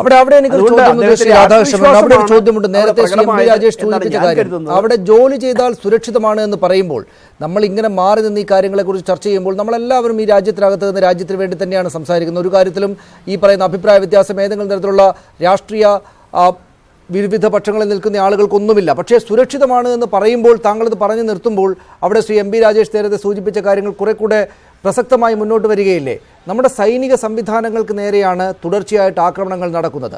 നമ്മുടെ സൈനികർക്കാണ് ജീവൻ നഷ്ടമാകുന്ന സാഹചര്യം ഉണ്ടായി വരുന്നത്. എന്തുകൊണ്ടാണ് ഇത് ആവർത്തിക്കുന്നത് എന്നതിന് മതിയായ കാരണങ്ങളുണ്ട്. നേരത്തെ ശ്രീ ബ്രിഗേഡിയർ ചൂണ്ടിക്കാണിച്ച ആ കാര്യത്തിൽ അദ്ദേഹം അത് രാജ്യാന്തര ശ്രദ്ധ, അത് തീവ്രവാദികളുടെ കാര്യമാണ്. പക്ഷെ അപ്പോഴും നമുക്ക് മേൽ, നമ്മുടെ പട്ടാളക്കാർക്ക് മേൽ ആ ആക്രമണം നേരിടേണ്ടി വരുന്നു എന്ന സാഹചര്യം അതീവ ഗുരുതരമായിട്ട് തന്നെ മനസ്സിലാക്കേണ്ടതല്ലേ? അക്കാര്യത്തിൽ രാഷ്ട്രീയമായ വീഴ്ച ഉണ്ടോ എന്ന് പരിശോധിക്കുകയെങ്കിലും വേണ്ടതല്ലേ? തീർച്ചയായിട്ടും അത് പരിശോധിച്ചതുകൊണ്ടാണല്ലോ ഇപ്പോൾ കാശ്മീരിൽ അവിടെ പട്ടാളം ചില നിലപാടുകൾ സ്വീകരിക്കുകയും നമ്മുടെ ഇന്ത്യയുടെ ഭാഗമായിട്ടുള്ള കാശ്മീരിൽ തന്നെ അവിടെ ഭീകരവാദികൾ ഭീകരപ്രവർത്തനങ്ങൾക്ക് നേതൃത്വം കൊടുക്കുമ്പോൾ ആ ഭീകരവാദ ക്യാമ്പുകളിലേക്കും ഭീകരവാദികളുടെ അടുത്തേക്കും ഒരു ദാക്ഷിണ്യവുമില്ലാതെ നമ്മുടെ മിലിറ്ററിയും ഒക്കെ കടന്നു കയറി അതിനെ ഇല്ലായ്മ ചെയ്യുന്ന പ്രവർത്തനങ്ങൾ ആരംഭിച്ചിരിക്കുന്നു. ഇത് കാശ്മീരിൽ മാത്രമല്ല, ഇന്ത്യയുടെ ഒരുപക്ഷെ പല ഭാഗത്തും ആ നിലയിലുള്ള പ്രവർത്തനങ്ങൾ നേരത്തെ രാജേഷ് ഇവിടെ ചൂണ്ടിക്കാണിച്ചതുപോലെ നമ്മുടെ സുരക്ഷാ വീഴ്ചയുടെ ഭാഗമായി കഴിഞ്ഞ ഒട്ടേറെ കാലമായി അവർ രൂപപ്പെടുത്തിയിട്ടുണ്ട് എന്നുള്ളതൊരു യാഥാർത്ഥ്യം തന്നെയാണ്. ആ യാഥാർത്ഥ്യത്തെ തിരിച്ചറിയുന്ന സർക്കാർ തീർച്ചയായിട്ടും അതിൻ്റെ മുനയൊടിക്കുന്ന പ്രവർത്തനങ്ങൾ വരും ദിവസങ്ങളിൽ നടത്തുമെന്ന കാര്യത്തിലും ആർക്കും സംശയം വേണ്ട. അതിനെ നോക്കിക്കണ്ടുകൊണ്ട് തന്നെയാണ് ഗവൺമെൻറ് നിലപാടുകളുമായി മുന്നോട്ട് പോകുന്നത്. ഇപ്പോൾ തീർച്ചയായിട്ടും ഇങ്ങനെയൊരു സംഭവം ഉണ്ടാകുമ്പോൾ ഇത് ഈ ഇന്ത്യക്കകത്ത് തന്നെ ഇവരുടെ ഭാഗമായി നിൽക്കുന്നവരാരാണെന്നും അതിനെ പിന്തുണ കൊടുക്കുന്നവരാരാണെന്നും ഒക്കെ തിരിച്ചറിയാനുള്ള അവസരം കൂടി നമുക്ക് രൂപപ്പെടുകയാണ്. അപ്പോൾ തീർച്ചയായിട്ടും അവരുടെ വേരുകളിലേക്ക് കടന്നു ചെല്ലാൻ, അതിനെ ഇല്ലായ്മ ചെയ്യുവാൻ നമ്മൾ രാജേഷും ഞാനും ഒക്കെ ആഗ്രഹിക്കുന്നത് പോലെ ഈ മണ്ണിൽ നിന്നുകൊണ്ട് ഇവിടുത്തെ ഉപ്പും ചോറും തിന്നുകൊണ്ട് ഈ തരം പ്രവർത്തനങ്ങൾക്ക് ഒത്താശ ചെയ്താലേ, കാരണം അല്ലെങ്കിൽ നമ്മുടെ മിലിറ്ററി അറ്റാക്ക് ചെയ്യാൻ വേണ്ടി ഇത്ര നിസ്സാരമായി ആർക്കും കടന്നു വരാൻ സാധിക്കില്ല. അപ്പോൾ ആ നിലയ്ക്കൊക്കെയുള്ള കാര്യങ്ങൾ ഗവൺമെന്റിന് കണ്ടെത്താൻ കഴിയാത്ത രീതിയിൽ കഴിഞ്ഞ കാലത്ത് നടന്നിട്ടുണ്ട് എന്നതുകൊണ്ടാണ് അറ്റാക്ക് നടന്നത്. നമ്മുടെ രാജ്യത്തിനകത്ത് അത്തരത്തിലുള്ള ആളുകളുണ്ട് എന്ന് പറയുന്നത് പക്ഷേ ഈ ഘട്ടത്തിൽ എല്ലാവരും ഒന്നിച്ചേർക്കേണ്ടുന്ന സാഹചര്യത്തിൽ അങ്ങനെ പറയുന്നതൊക്കെ ശരിയായിരിക്കുമോ എന്ന കാര്യത്തിലും ഒരുപക്ഷെ എതിരഭിപ്രായമുള്ള ആളുകൾ ഉണ്ടാകും. ഞാൻ തിരിച്ചു വരാം ശ്രീ രാധാകൃഷ്ണൻ മേനോൻ, താങ്കളിലേക്ക്. ഡോക്ടർ അനിൽകുമാർ നരേന്ദ്ര വിദഗ്ധൻ എന്നോടൊപ്പം. ഇവിടെ നിന്ന് തന്നെയുള്ള ഇൻഫർമേഷൻ ഇല്ലാതെ ശരി, ഞാൻ താങ്കളിലേക്ക് വരാം, അക്കാര്യങ്ങൾ വിശദീകരിക്കാൻ താങ്കളിലേക്ക് വരാം. ഡോക്ടർ അനിൽകുമാർ, ഇവിടെ നാളെ അഭിനന്ദൻ വരികയാണ്. അദ്ദേഹം തിരിച്ചെത്തിക്കുന്ന കാര്യത്തിൽ ഇമ്രാൻഖാൻ വലിയ ഒരു പീസ് ഗസ്റ്റർ എന്ന നിലക്കാണ് ഞങ്ങളത് ചെയ്യുന്നത് എന്ന അഭിപ്രായത്തോടെയാണ് കാര്യം പറഞ്ഞത്. യഥാർത്ഥത്തിൽ എന്തുകൊണ്ടായിരിക്കണം അങ്ങനെ ഒരു നിലപാട്? ഈ സമാധാനത്തിലേക്ക് കാര്യങ്ങളെ എത്തിക്കാൻ വേണ്ടി തങ്ങൾ ഈ കാര്യം ചെയ്യുന്നു എന്ന അവകാശവാദം പാകിസ്ഥാനേത് എത്രത്തോളം ശരിയായതാണ്? ഇമ്രാൻഖാനെ സംബന്ധിച്ചിടത്തോളം പല ലക്ഷ്യങ്ങളുണ്ട്. ഒന്ന് രാഷ്ട്രീയപരമായ ലക്ഷ്യമാണ്. ഇമ്രാൻഖാൻ ഇപ്പോൾ നമ്മൾ ശ്രദ്ധിക്കേണ്ട ഒരു കാര്യം, നമ്മുടെ ഇപ്പോൾ കര നാവികസേന വ്യോമ സേനകളുടെയൊക്കെ തലവന്മാർ ഇവിടെ പത്രസമ്മേളനം നടത്തി പുറത്തു കൊണ്ടുവന്നിട്ടുള്ളത് 3 പ്രധാനപ്പെട്ട കാര്യങ്ങളാണ്. ഒന്ന്, പാകിസ്ഥാൻ ഇന്റേണലായിട്ടുള്ള പർപ്പസിന് വേണ്ടി ഭീകരവാദികളെ തുരത്തുന്നതിന് വേണ്ടി അമേരിക്ക കൊടുത്തിട്ടുള്ള വിമാനങ്ങൾ ഇന്ത്യക്കെതിരെ ഉപയോഗിച്ചിരിക്കുന്നു എന്ന് തെളിവ് സഹിതം ഇന്ത്യ പാകിസ്ഥാൻ്റെ അവകാശങ്ങളെ പൊളിച്ചുകൊണ്ട് ലോകത്തോട് പറഞ്ഞിരിക്കുന്നു. അത് പാകിസ്ഥാനെ സംബന്ധിച്ചിടത്തോളം, പ്രത്യേകിച്ച് പാകിസ്ഥാനും അമേരിക്കയും തമ്മിലുള്ള ബന്ധത്തിൽ നേരിട്ട് വിള്ളൽ വീഴ്ത്തുന്ന ഒരു ഘടകമാണ്. 2, അന്തർദേശീയ രംഗത്ത് ചൈന ഉൾപ്പെടെയുള്ള രാജ്യങ്ങൾ, അത് എത്രത്തോളം വിശ്വസിക്കാം എന്നെനിക്ക് സംശയമുണ്ട്, എങ്കിൽ പോലും ചൈന ഉൾപ്പെടെയുള്ള രാജ്യങ്ങൾ, അമേരിക്ക ഉൾപ്പെടെയുള്ള രാജ്യങ്ങൾ, ഫ്രാൻസ് ആയാലും, ഫ്രാൻസ് ഇപ്പോൾ പ്രമേയം കൊണ്ടുവരും എന്ന് പറയുന്ന ഐക്യരാഷ്ട്ര സംഘടനയിൽ പാകിസ്ഥാനിലെ ചില ഭീകരവാദികൾക്കെതിരെ. അപ്പോൾ നിശ്ചിതമായി പാകിസ്ഥാനോടൊപ്പം തോളോട് തോൾ ചേർന്ന് നിന്നിരുന്ന രാജ്യങ്ങൾ പാകിസ്ഥാനെതിരെ അന്തർദേശീയ രംഗത്ത് ഇന്ന് പലതരത്തിലുള്ള പ്രസ്താവനകൾ നടത്തിയിരിക്കുന്നു. പാകിസ്ഥാൻ അനുകൂലമായ നിലപാടുകളിൽ നിന്ന് അവർ പിന്നോക്കം പോകുന്നു. മാത്രമല്ല, പാകിസ്ഥാന് ശക്തമായ താക്കീത് നൽകുന്നതിലേക്ക് പോകുന്നു. മൂന്നാമത് ഒരു കാര്യം, ഇന്ന് സംയുക്ത സേനകൾ നടത്തുന്ന പത്രസമ്മേളനത്തെ പാകിസ്ഥാൻ വല്ലാണ്ട് ഭയപ്പെട്ടിരുന്നു. കാരണം ഇന്ത്യ അപൂർവം സന്ദർഭങ്ങളിലാണ് ഇത്തരത്തിലുള്ള പത്രസമ്മേളനങ്ങൾ നടത്തുന്നത്. നോക്കിയാൽ ഒരു കാര്യം വ്യക്തമാവും, നമ്മുടെ രാഷ്ട്രീയ നേതൃത്വങ്ങളൊന്നും തന്നെ ആ പത്രസമ്മേളനത്തിൽ ഉണ്ടായിരുന്നില്ല. അത് ഇന്ത്യ ലോകത്തോട് പറയുന്നൊരു മെസ്സേജാണ്. ഇത്തരം കാര്യങ്ങളിൽ ഇന്ത്യ സൈന്യത്തിന് ഫ്രീ ഹാൻഡ് കൊടുത്തിരിക്കുന്നു, സ്വതന്ത്രമായ ഒരു അവസരം ഞങ്ങൾ കൊടുത്തിരിക്കുന്നു എന്ന് ഇൻഡയറക്റ്റ് ആയിട്ട്. കാരണം ഇത്തരം കാര്യങ്ങളിൽ, മിലിറ്ററി പരമായ കാര്യങ്ങളിൽ ഓരോ കാര്യങ്ങൾക്കും വളരെയധികം പ്രസക്തിയുണ്ട്. അത് ഓരോന്നും ഓരോ ചിഹ്നങ്ങൾ കൂടിയാണ്, ഓരോ സിംബൽസ് ആണ്. അത് കൃത്യമായ മെസ്സേജുകൾ നൽകും. ഇങ്ങനെ ഇന്ത്യ വളരെ കൃത്യമായൊരു മെസ്സേജ് പാകിസ്ഥാന് കൊടുത്തിരുന്നു. അത് തന്നെയാണ് പാകിസ്ഥാൻ പത്രസമ്മേളനത്തിന് മുമ്പ്, നമ്മുടെ സേനാ മേധാവികൾ പത്രസമ്മേളനം നടത്തുന്നതിന് വളരെ തൊട്ട് മുമ്പ് തന്നെ ഞങ്ങൾ 2 ദിവസത്തിനുള്ളിൽ വിടാമെന്ന് ആദ്യം പറഞ്ഞു. പിന്നെ അവർ ഉടനെ തന്നെ വിട്ടയക്കും, ഞങ്ങൾ നാളെ എത്തിക്കും എന്ന് പറഞ്ഞതിൻ്റെ കാര്യം ഇന്ത്യ നടത്താൻ പോകുന്ന കാര്യങ്ങളെക്കുറിച്ച് റീ അസസ്മെന്റ് ചെയ്യണമെന്നാണ്. നിങ്ങൾ ഇന്ന് പത്രസമ്മേളനം നടത്തിയപ്പോൾ നമ്മുടെ തന്നെ പത്രപ്രവർത്തകരുടെ പ്രതിനിധി ഒരാൾ നമ്മുടെ കരസേനാ മേധാവിയോട് ചോദിച്ചൊരു ചോദ്യമുണ്ട്. ഈ എസ്കലേഷൻ, അതായത് ഈ ഇപ്പോൾ ഉണ്ടായിരിക്കുന്ന ഈ തർക്കം, സൈനികപരമായിട്ടുള്ള ഈ നീക്കം മുന്നോട്ട് പോകുമോ അതോ ഇവിടെ വെച്ച് അവസാനിക്കുമോ എന്നുള്ള ചോദ്യത്തിൽ പറഞ്ഞു, നമ്മൾ ഇടയ്ക്ക് വെച്ച് നമ്മുടെ വിംഗ് കമാൻഡറെ അവർ പിടിച്ചപ്പോൾ നമ്മൾ പറഞ്ഞു നമുക്കുണ്ടായിരുന്ന അവകാശം നഷ്ടപ്പെട്ടു. കാരണം നമ്മളിൽ നിന്ന് അവരൊരാളെ പിടിച്ചുകൊണ്ടുവരിക്കുന്നു, നമ്മുടെ പല ക്ലെയിമുകളെയും അത് ഇല്ലാതാക്കുമോ എന്നൊക്കെയുള്ളൊരു സംശയം സാധാരണ ജനങ്ങളുടെ മനസ്സിൽ വരും. പക്ഷേ യഥാർത്ഥത്തിൽ സംഭവിച്ചത്, ഇന്ത്യ വളരെ ശക്തമായി ഈ പത്രസമ്മേളനത്തിലൂടെ പറഞ്ഞിരിക്കുകയാണ്, ഇപ്പോൾ അവർ നമ്മുടെ സൈനിക കേന്ദ്രങ്ങളെയാണ് ലക്ഷ്യം വെച്ചിരിക്കുന്നത്. ആ സൈനിക കേന്ദ്രങ്ങൾ ലക്ഷ്യം വയ്ക്കാൻ ഉപയോഗിച്ചിരിക്കുന്ന ആയുധങ്ങൾ ഇതാണ്. അവർ ഉപയോഗിച്ചിട്ടുള്ള എയർ ടു എസൈൽ ഷോർട്ട് ടൈം മിസൈൽസ്, അത് F-16 വിമാനത്തിൽ മാത്രമേ ഘടിപ്പിക്കാൻ പറ്റൂ. അത്തരത്തിലുള്ള ആയുധങ്ങളാണ് ഇപ്പോൾ സൈനിക കേന്ദ്രത്തിന് നേരെ ഉപയോഗിച്ചിരിക്കുന്നത്. അത് ഭാഗ്യം കൊണ്ടോ, അവർ ഉപയോഗിച്ചിരിക്കുന്ന വാക്കുകൾ വളരെ ശ്രദ്ധയോടെ കേൾക്കണം, ഭാഗ്യം കൊണ്ടും നമ്മുടെ സൈന്യത്തിൻ്റെ ഇടപെടൽ കൊണ്ടുമാണ് നമ്മുടെ പ്രധാനപ്പെട്ട സൈനിക കേന്ദ്രങ്ങൾ സുരക്ഷിതമായിരിക്കുന്നത്. അതുകൊണ്ട് ഇന്ത്യ ഇനി ഒരു നടപടി വെച്ച് പൊറുപ്പിക്കില്ല എന്നൊരു മെസ്സേജ് കൊടുത്തു. അപ്പോൾ ചുരുക്കി പറഞ്ഞാൽ, പാകിസ്ഥാനിന് പേടിയുണ്ട്, അന്തർദേശീയ രംഗത്തെ ഒറ്റപ്പെടൽ, ഇന്ത്യ എന്ത് ചെയ്യുമെന്നുള്ള പേടി. നേരത്തെയൊക്കെ ആണവായുധ ഭീഷണി, നമുക്കൊരു പാകിസ്ഥാനും ഇന്ത്യയും തമ്മിൽ കുറേ നാളുകളായിട്ട് നമ്മൾ അന്തർദേശീയ രംഗത്ത് മനസ്സിലാക്കേണ്ട ഒരു കാര്യം, നമ്മൾ ഈ പാകിസ്ഥാന് മുകളിൽ വളരെ വലിയ പരമ്പരാഗതമായ മേധാവിത്വം ഉണ്ടെന്നൊക്കെ പറയുകയും ചെയ്യും. അങ്ങനെ ആയിരുന്നു. പക്ഷേ ഈ അടുത്ത കാലത്തൊരു കാര്യം ഉണ്ടായിരുന്നല്ലോ, 1998 ചൈനയുടെ സഹായത്തോടെ പാകിസ്ഥാൻ ആണവായുധങ്ങൾ കൈവശം വെച്ചതോടുകൂടി ഒരു കുഴപ്പമുണ്ടായി. പരമ്പരാഗതമായ ഡോമിനൻസ് ഉണ്ടായിരുന്ന ആ ഡോമിനൻസ് ഇന്ത്യക്ക് നഷ്ടപ്പെട്ടു. കാരണം അതൊരു ഡെറ്ററൻസ് എന്ന് പറയുന്ന ഒരു തിയറിയാണ്. അതാണ് പാകിസ്ഥാൻ എപ്പോഴും ചെയ്യുന്നത്. നമ്മൾ അത് മനസ്സിലാക്കണമെങ്കിൽ കാർഗിൽ യുദ്ധം എടുത്ത് പരിശോധിച്ചാൽ മതി. കാർഗിൽ യുദ്ധ സമയത്ത് അവർ പറഞ്ഞത്, ഇന്ത്യ ലൈൻ ഓഫ് കൺട്രോൾ ഭേദിച്ചാൽ ഞങ്ങൾ ആണവായുധം ഉപയോഗിക്കുന്നതാണ്. 18 തവണ, ഒരാഴ്ച 18 തവണയാണ് ആ പ്രസ്താവന നടത്തിയത്. പക്ഷേ ഇന്ത്യയെ സംബന്ധിച്ചിടത്തോളം ഇന്ത്യക്ക് വ്യക്തമായ ഒരു ആണവ നയമുണ്ട്. ആണവായുധം കൈവശം വയ്ക്കാത്ത രാജ്യത്തിനെതിരെ ഇന്ത്യ ആണവായുധം ഉപയോഗിക്കില്ല, ഇന്ത്യ ആദ്യം ആണവായുധം ഉപയോഗിക്കില്ല, ഇങ്ങനെയൊക്കെയുള്ള നയങ്ങളുണ്ട്. അപ്പോൾ അതുകൊണ്ട് തന്നെ അവരെപ്പോഴും പറഞ്ഞത് ഇന്ത്യ കടന്നു വന്നാൽ ഞങ്ങൾ ഉപയോഗിക്കും. കാരണം അവർക്ക് അങ്ങനെ ഒരു വ്യക്തമായ ആണവായുധ നയം ഒന്നും തന്നെ ഉണ്ടായിരുന്നില്ല. അപ്പോൾ ഒരു കാര്യം വളരെ വ്യക്തമാണ്, ഇന്ത്യ അതിൽ നിന്ന് ഒരു ചൂട് ആ ഭീഷണിയൊക്കെ അതിജീവിച്ചുകൊണ്ട് ഇത് കാർഗിൽ അല്ല എന്നും ലൈൻ ഓഫ് കൺട്രോൾ ഭേദിക്കില്ല എന്ന് ഞങ്ങൾ അന്ന് പറഞ്ഞതുപോലെ അല്ല എന്നും ഇന്ത്യയുടെ അഭിമാനത്തിനും ഇന്ത്യയുടെ സുരക്ഷിതത്വത്തിനും ഇനി ഇങ്ങനെ ഒരു നടപടി ഉണ്ടായാൽ ഞങ്ങൾ അകത്തേക്ക് വരുമെന്നുള്ള വ്യക്തമായ സന്ദേശവും ഇന്ത്യ കൊടുത്തു. അവിടെ ഡോക്ടർ അനിൽകുമാർ, ഞാൻ സമയം നമ്മുടെ അവസാന ഭാഗത്തേക്ക് പോകുന്നതാണ് ഇടപെട്ടത്. ഡോക്ടർ അനിൽകുമാർ, അവിടെ ഒരു ചോദ്യം കൂടിയുണ്ട്. ഇന്നിപ്പോൾ പാകിസ്ഥാന്റെ ഭരണ നേതൃത്വം ഇമ്രാൻഖാൻ ആണല്ലോ ഇക്കാര്യത്തിൽ പീസ് ഗസ്റ്റർ എന്നൊക്കെ പറയുന്നത്. ഇത്തരം കാര്യങ്ങൾ താങ്കൾ പറഞ്ഞ നിരവധിയായുള്ള സംഗതികൾ നമുക്ക് മുന്നിലുണ്ട്. നോക്കൂ, ഇവിടെ അവിടെ സർക്കാരിന് വഴങ്ങിയാണല്ലോ തീവ്രവാദ സംഘടനകൾ പ്രവർത്തിക്കുന്നത്. നമ്മൾ ഈ ആക്രമണം ഇവിടെ വെച്ച് നിർത്തി പിന്നോട്ട് പോവുകയാണെങ്കിൽ, ഈ അഭിനന്ദനെ ഇങ്ങോട്ട് ലഭിക്കുകയാണ്, അതുകൊണ്ട് ഈ കാര്യങ്ങളിൽ നമ്മൾ പിന്നോട്ട് തന്നെ പോവുകയാണെങ്കിൽ, ഇദ്ദേഹത്തിന്റെ പീസ് ഗസ്റ്റർ മുന്നോട്ടുണ്ട് എന്നൊരു കാര്യത്തെ പൂർണ്ണമായിട്ട് മുഖവിലേക്ക് എടുക്കുകയാണെങ്കിൽ തീവ്രവാദികൾക്ക് അത് പരിഗണിക്കേണ്ടുന്ന കാര്യമില്ലല്ലോ. നമ്മൾ ആക്രമണത്തിന് വീണ്ടും ഇരയാവുകയാണ് ചെയ്യുക എന്ന സാഹചര്യമുണ്ടോ അവിടെ? അല്ല, തീർച്ചയായിട്ടും ഈ ചോദിച്ച ചോദ്യം വളരെ പ്രസക്തമാണ്. കാരണം അഫ്ഗാനിസ്ഥാനിൽ നിന്ന് അമേരിക്ക ചെറിയ തോതിൽ പിന്മാറ്റം തുടങ്ങിയപ്പോൾ തന്നെ പല ചർച്ചകളിലും നമ്മൾ പറഞ്ഞിരുന്നു തീർച്ചയായിട്ടും ഇന്ത്യയിലേക്കുള്ള ഭീകരവാദ ആക്രമണം കൂടും. കാരണം ഒരു കാലഘട്ടത്തിൽ ശീതസമര കാലഘട്ടത്തിൽ അമേരിക്കയും സോവിയറ്റ് യൂണിയനും ഒക്കെ പരസ്പരം അങ്ങോട്ടും ഇങ്ങോട്ടും ഭീകരവാദികളെ വളർത്തിക്കൊണ്ടുവന്നത് പിന്നീട് അവർക്ക് തന്നെ തലവേദനയെ തുടങ്ങിയപ്പോഴാണ് അവരും ഇതിനെതിരെ ശബ്ദം ഉയർത്തി തുടങ്ങിയെന്ന് നമ്മൾ ആലോചിക്കണം. ഇപ്പം നമ്മൾ വളരെ വലിയ തിക്തഫലം അനുഭവിക്കുകയാണ്. അവിടെ നിന്നൊക്കെ പിന്നോക്കം പോയവരൊക്കെ പാകിസ്ഥാന്റെ പല സുരക്ഷിത കേന്ദ്രങ്ങളിലേക്ക് മാറിയിരിക്കുകയാണ്. അതുകൊണ്ട് ഇമ്രാൻഖാൻ ഇപ്പോൾ നടത്തിയിരിക്കുന്ന ഈ സമാധാന ദൂതൻ എന്നുള്ള സന്ദേശം ഒരു പ്രത്യേക സാഹചര്യത്തിലാണ്. ഒന്ന്, തങ്ങൾക്ക് ഏറ്റ അപമാനത്തിന് എങ്ങനെയെങ്കിലും ഒരു മറുപടി കൊടുക്കുക എന്ന് പറയുന്ന ഇമ്രാൻഖാന്റെ ഒരു ലക്ഷ്യമായിരുന്നു. അതുകൊണ്ട് സൈനിക നമ്മുടെ വിംഗ് കമാൻഡറെ പിടിച്ചോണ്ട്, സാധാരണ നമ്മുടെ കയ്യിൽ നിന്ന് ഒരു പട്ടാളക്കാരനെ ഒരു സൈനിക തലവനെ പിടിച്ചുകൊണ്ടുപോയാൽ ഒരിക്കലും പാകിസ്ഥാൻ പറയില്ല പിടിച്ചു എന്ന്. ഇവിടെ പെട്ടെന്ന് അവർ പറഞ്ഞത് എന്തിനു വേണ്ടിയാ? അവരുടെ സേനയുടെ മനോവീര്യം ഉയർത്തിക്കൊണ്ടുവരാനും തങ്ങളുടെ അഭിമാനം ഞങ്ങൾ ഇത് വിജയിച്ചു നിൽക്കുന്നു എന്ന് അവരുടെ രാജ്യത്തെ പ്രദേശത്തെ ജനതയോട് കള്ളം പറഞ്ഞ് ബോധ്യപ്പെടുത്താൻ വേണ്ടിയാണ്. പല ഖണ്ഡങ്ങളും അവർ പറഞ്ഞു, കൂട്ടത്തിൽ ഈ ശരിയും പറഞ്ഞു.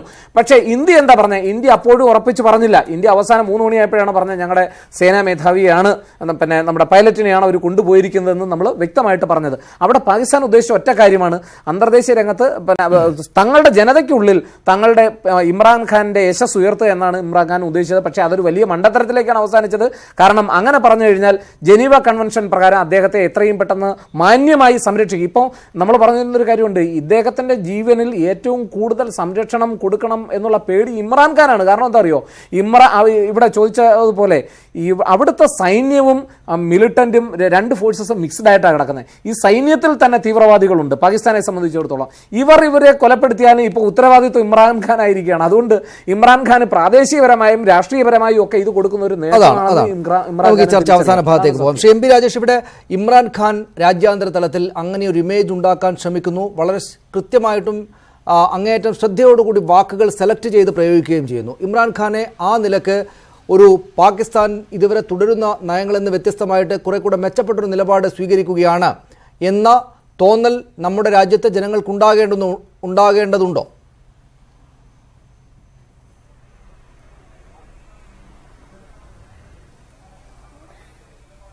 ഇപ്പോ ഈ ബലാക്കോട്ടിലെ തീവ്രവാദ ക്യാമ്പ് 14 വർഷമായിട്ട് അവിടെ പ്രവർത്തിച്ചുകൊണ്ടിരിക്കുന്നുണ്ട്.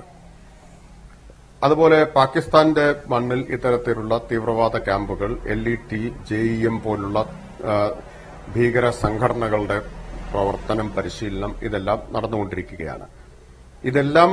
ഇതിനെല്ലാം സൌകര്യമുള്ള ഒരു രാജ്യത്തിന്റെ പ്രധാനമന്ത്രിയാണ് ഇമ്രാൻഖാൻ. ഞാൻ നേരത്തെ പറഞ്ഞതുപോലെ പാകിസ്ഥാനിൽ ഏത് ജനാധിപത്യ ഗവൺമെന്റ് വന്നാലും ആ ഗവൺമെന്റിനെല്ലാമുള്ള പരിമിതിയും ദൌർബല്യവും ഇമ്രാൻഖാന്റെ ഗവൺമെന്റിനുമുണ്ട്. കാരണം കാര്യങ്ങൾ പൂർണ്ണമായിട്ടും തെരഞ്ഞെടുക്കപ്പെട്ട ഗവൺമെന്റിന്റെ നിയന്ത്രണത്തിലല്ല, ഈ മിലിറ്ററി ISI അച്ചുതണ്ടിന്റെ നിയന്ത്രണത്തിലാണ് ഉള്ളത്. ഇങ്ങനെ ഉള്ള സാഹചര്യം നിലനിൽക്കെ ഇമ്രാൻഖാൻ ഈ അവസരത്തെ സ്വാഭാവികമായിട്ടും രാഷ്ട്രീയമായിട്ടുള്ള താൽപര്യങ്ങൾ എല്ലായിടത്തും ഉണ്ടല്ലോ. അപ്പോൾ ഇമ്രാൻഖാൻ സ്വാഭാവികമായിട്ടും തന്റെ ഒരു ഇമേജ് വർദ്ധിപ്പിക്കാൻ വേണ്ടി ഉപയോഗിക്കും എന്നുള്ളത് വ്യക്തമാണ്. അതിപ്പോ ഉപയോഗിച്ചുകൊണ്ടിരിക്കുന്നുമുണ്ട്. പക്ഷെ നമ്മളെ സംബന്ധിച്ചുള്ള പ്രശ്നം എന്താണ്?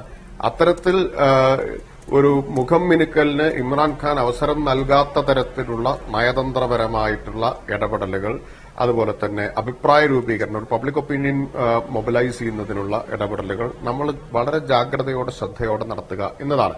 അതിലേറ്റവും പ്രധാനം എന്താണ്? അതിലേറ്റവും പ്രധാനം ഇവിടെ രാജ്യത്തെ മുഴുവൻ ഒറ്റക്കെട്ടായിട്ട് നിർത്തുക, സൈന്യത്തിന്റെ എല്ലാ നടപടികളും രാജ്യത്തിന്റേതാകെയാണ് എന്ന സന്ദേശം നൽകുക. അതിന് പകരമുള്ള ഒരു നീക്കം ഉണ്ടാവാൻ പാടില്ല. ഇപ്പൊ പാകിസ്ഥാൻ പ്രചരിപ്പിക്കാൻ ശ്രമിക്കുന്ന ഒരു കാര്യം ആഭ്യന്തര രാഷ്ട്രീയ താൽപര്യങ്ങളെ മുൻനിർത്തിയാണ് ഇത് നടത്തുന്നത് എന്നാണ്. ആ പ്രചരണത്തിന് ശക്തി പകരുന്ന വിവേകരഹിതമായിട്ടുള്ള നിലപാടുകൾ, അഭിപ്രായ പ്രകടനങ്ങൾ ഇവിടെ ഉണ്ടാവാൻ പാടില്ല. നേരത്തെ സനീഷ് തന്നെ ചൂണ്ടിക്കാണിച്ച മുൻ മുഖ്യമന്ത്രിയുടെ പത്രസമ്മേളനം, അതുപോലുള്ള വിവേകരഹിതമായിട്ടുള്ള നടപടികൾ അതാരെയാണ് ആത്യന്തികമായി സഹായിക്കുക? പാകിസ്ഥാനെയും ഇമ്രാൻഖാന്റെ നിലപാടുകളെയും ഒക്കെയാണ് സഹായിക്കുക എന്ന് നമ്മൾ കാണണ്ടേ? അതാണ് ചിന്താശൂന്യമായ ഒരു തരത്തിലുള്ള വീണ്ടുവിചാരവുമില്ലാത്ത ഒരു രാഷ്ട്രീയവൽക്കരണം ഒഴിവാക്കുക എന്നത് വളരെ പ്രധാനമാണ്. ഇപ്പൊ ഡൽഹിയിൽ കണ്ട ഒരു പ്രത്യേകത എന്താന്ന് വെച്ചാൽ, ഈ ഭരിക്കുന്ന പാർട്ടിയുടെ പ്രാദേശിക നേതാക്കൾ ആ പാർട്ടിയുടെ അഖിലേന്ത്യാ അധ്യക്ഷൻ മുതലുള്ളവരുടെ പടവും ഈ വിമാനങ്ങളുടെ പടവും വെച്ചിട്ട് ഈ സൈനിക നടപടി ബിജെപിയുടെ നേട്ടമാണ് എന്ന് ചിത്രീകരിക്കുന്ന ഫ്ലക്സ് ബോർഡുകൾ വ്യാപകമായി സ്ഥാപിച്ചിരിക്കുകയാണ്. ചില മാധ്യമങ്ങളിലും സാമൂഹിക മാധ്യമങ്ങളിലും എല്ലാം അത് വരികയുണ്ടായി. അതെല്ലാം എന്തൊരു ചിന്താശൂന്യമായിട്ടുള്ള നടപടിയാണ്. വളരെ നന്ദി ശ്രീ എം പി രാജേഷ്. ഞാൻ ഇടയ്ക്ക് ഇടപെട്ടത് ഇനി അതിനുള്ള മറുപടിക്ക് വേണ്ടി ശ്രീ രാധാകൃഷ്ണനിലേക്ക് പോകാൻ കൂടെ സമയമില്ലാത്തത് കൊണ്ട് കൂടെയാണ്. വളരെ നന്ദി. ശ്രീ ബ്രിഗേഡിയർ സുരേഷ് നായർ, എനിക്ക് താങ്കളിലേക്ക് ഒന്നുകൂടെ വരണമെന്നുണ്ടായിരുന്നു, സമയക്കുറവുകൊണ്ടാണ് അങ്ങോട്ട് വരാത്തത്, എന്നോട് ക്ഷമിക്കണം. വളരെ നന്ദി Shri Narayanan Namboothiri, Shri M P Rajesh, brigadier Suresh Nair, doctor Anilkumar ഈ ചർച്ചയിൽ പങ്കെടുത്തതിന്. രാഷ്ട്രീയമായിട്ട് ആഭ്യന്തരമായുള്ള രാഷ്ട്രീയ ചലനങ്ങളും പുറത്തുള്ള രാഷ്ട്രീയ ചലനങ്ങളുമൊക്കെ പ്രധാന വിഷയമാകുന്ന ദിവസങ്ങളാണ് ഒരുപക്ഷെ ഇനി അങ്ങോട്ട് വരാനിരിക്കുന്നത്. പക്ഷേ അപ്പോഴും ഏറ്റവും ആശ്വാസകരമായ, സന്തോഷകരമായ വർത്തമാനം നമുക്ക് മുന്നിലുള്ളത് അഭിനന്ദൻ വർത്തമാൻ. നമ്മുടെ സൈനികൻ നാളെ നാട്ടിലേക്ക് തിരിച്ചെത്തും എന്നതാണ്. നമ്മുടെ പ്രവർത്തനങ്ങളുടെ ഭാഗമായിട്ടാണ്, രാജ്യാന്തര സമ്മർദ്ദങ്ങളുടെ ഭാഗമായിട്ടാണ്, ഈ പറയുന്ന ജനീവ കൺവെൻഷൻ പോലുള്ള സംഗതികളുടെ സംവിധാനങ്ങളുടെ കൂടെ സമ്മർദ്ദഫലമായിട്ടാണ് അങ്ങനെ സംഭവിച്ചിട്ടുള്ളത്. ഏതായാലും ഒരു യുദ്ധം പോലെ സർവ്വവിനാശകാരം ആയിട്ടുള്ള ചില കാര്യങ്ങളിലേക്കൊന്നും പോവുകയില്ല എന്ന ഒരു ആശ്വാസകരമായിട്ടുള്ള സാഹചര്യം കൂടെ ഒരുപക്ഷെ നമ്മുടെ മുന്നിൽ ഇപ്പോഴുണ്ട്. വരും ദിവസങ്ങളിലും ഇതേ വിഷയങ്ങളുടെ മറ്റ് വിവരങ്ങളിലേക്ക് നമുക്ക് പോകേണ്ടതായി വരും. ഒരിക്കൽ കൂടി അതിഥികൾക്ക് നന്ദി. പ്രൈം ഡിബേറ്റ് പൂർണ്ണമാവുകയാണ്.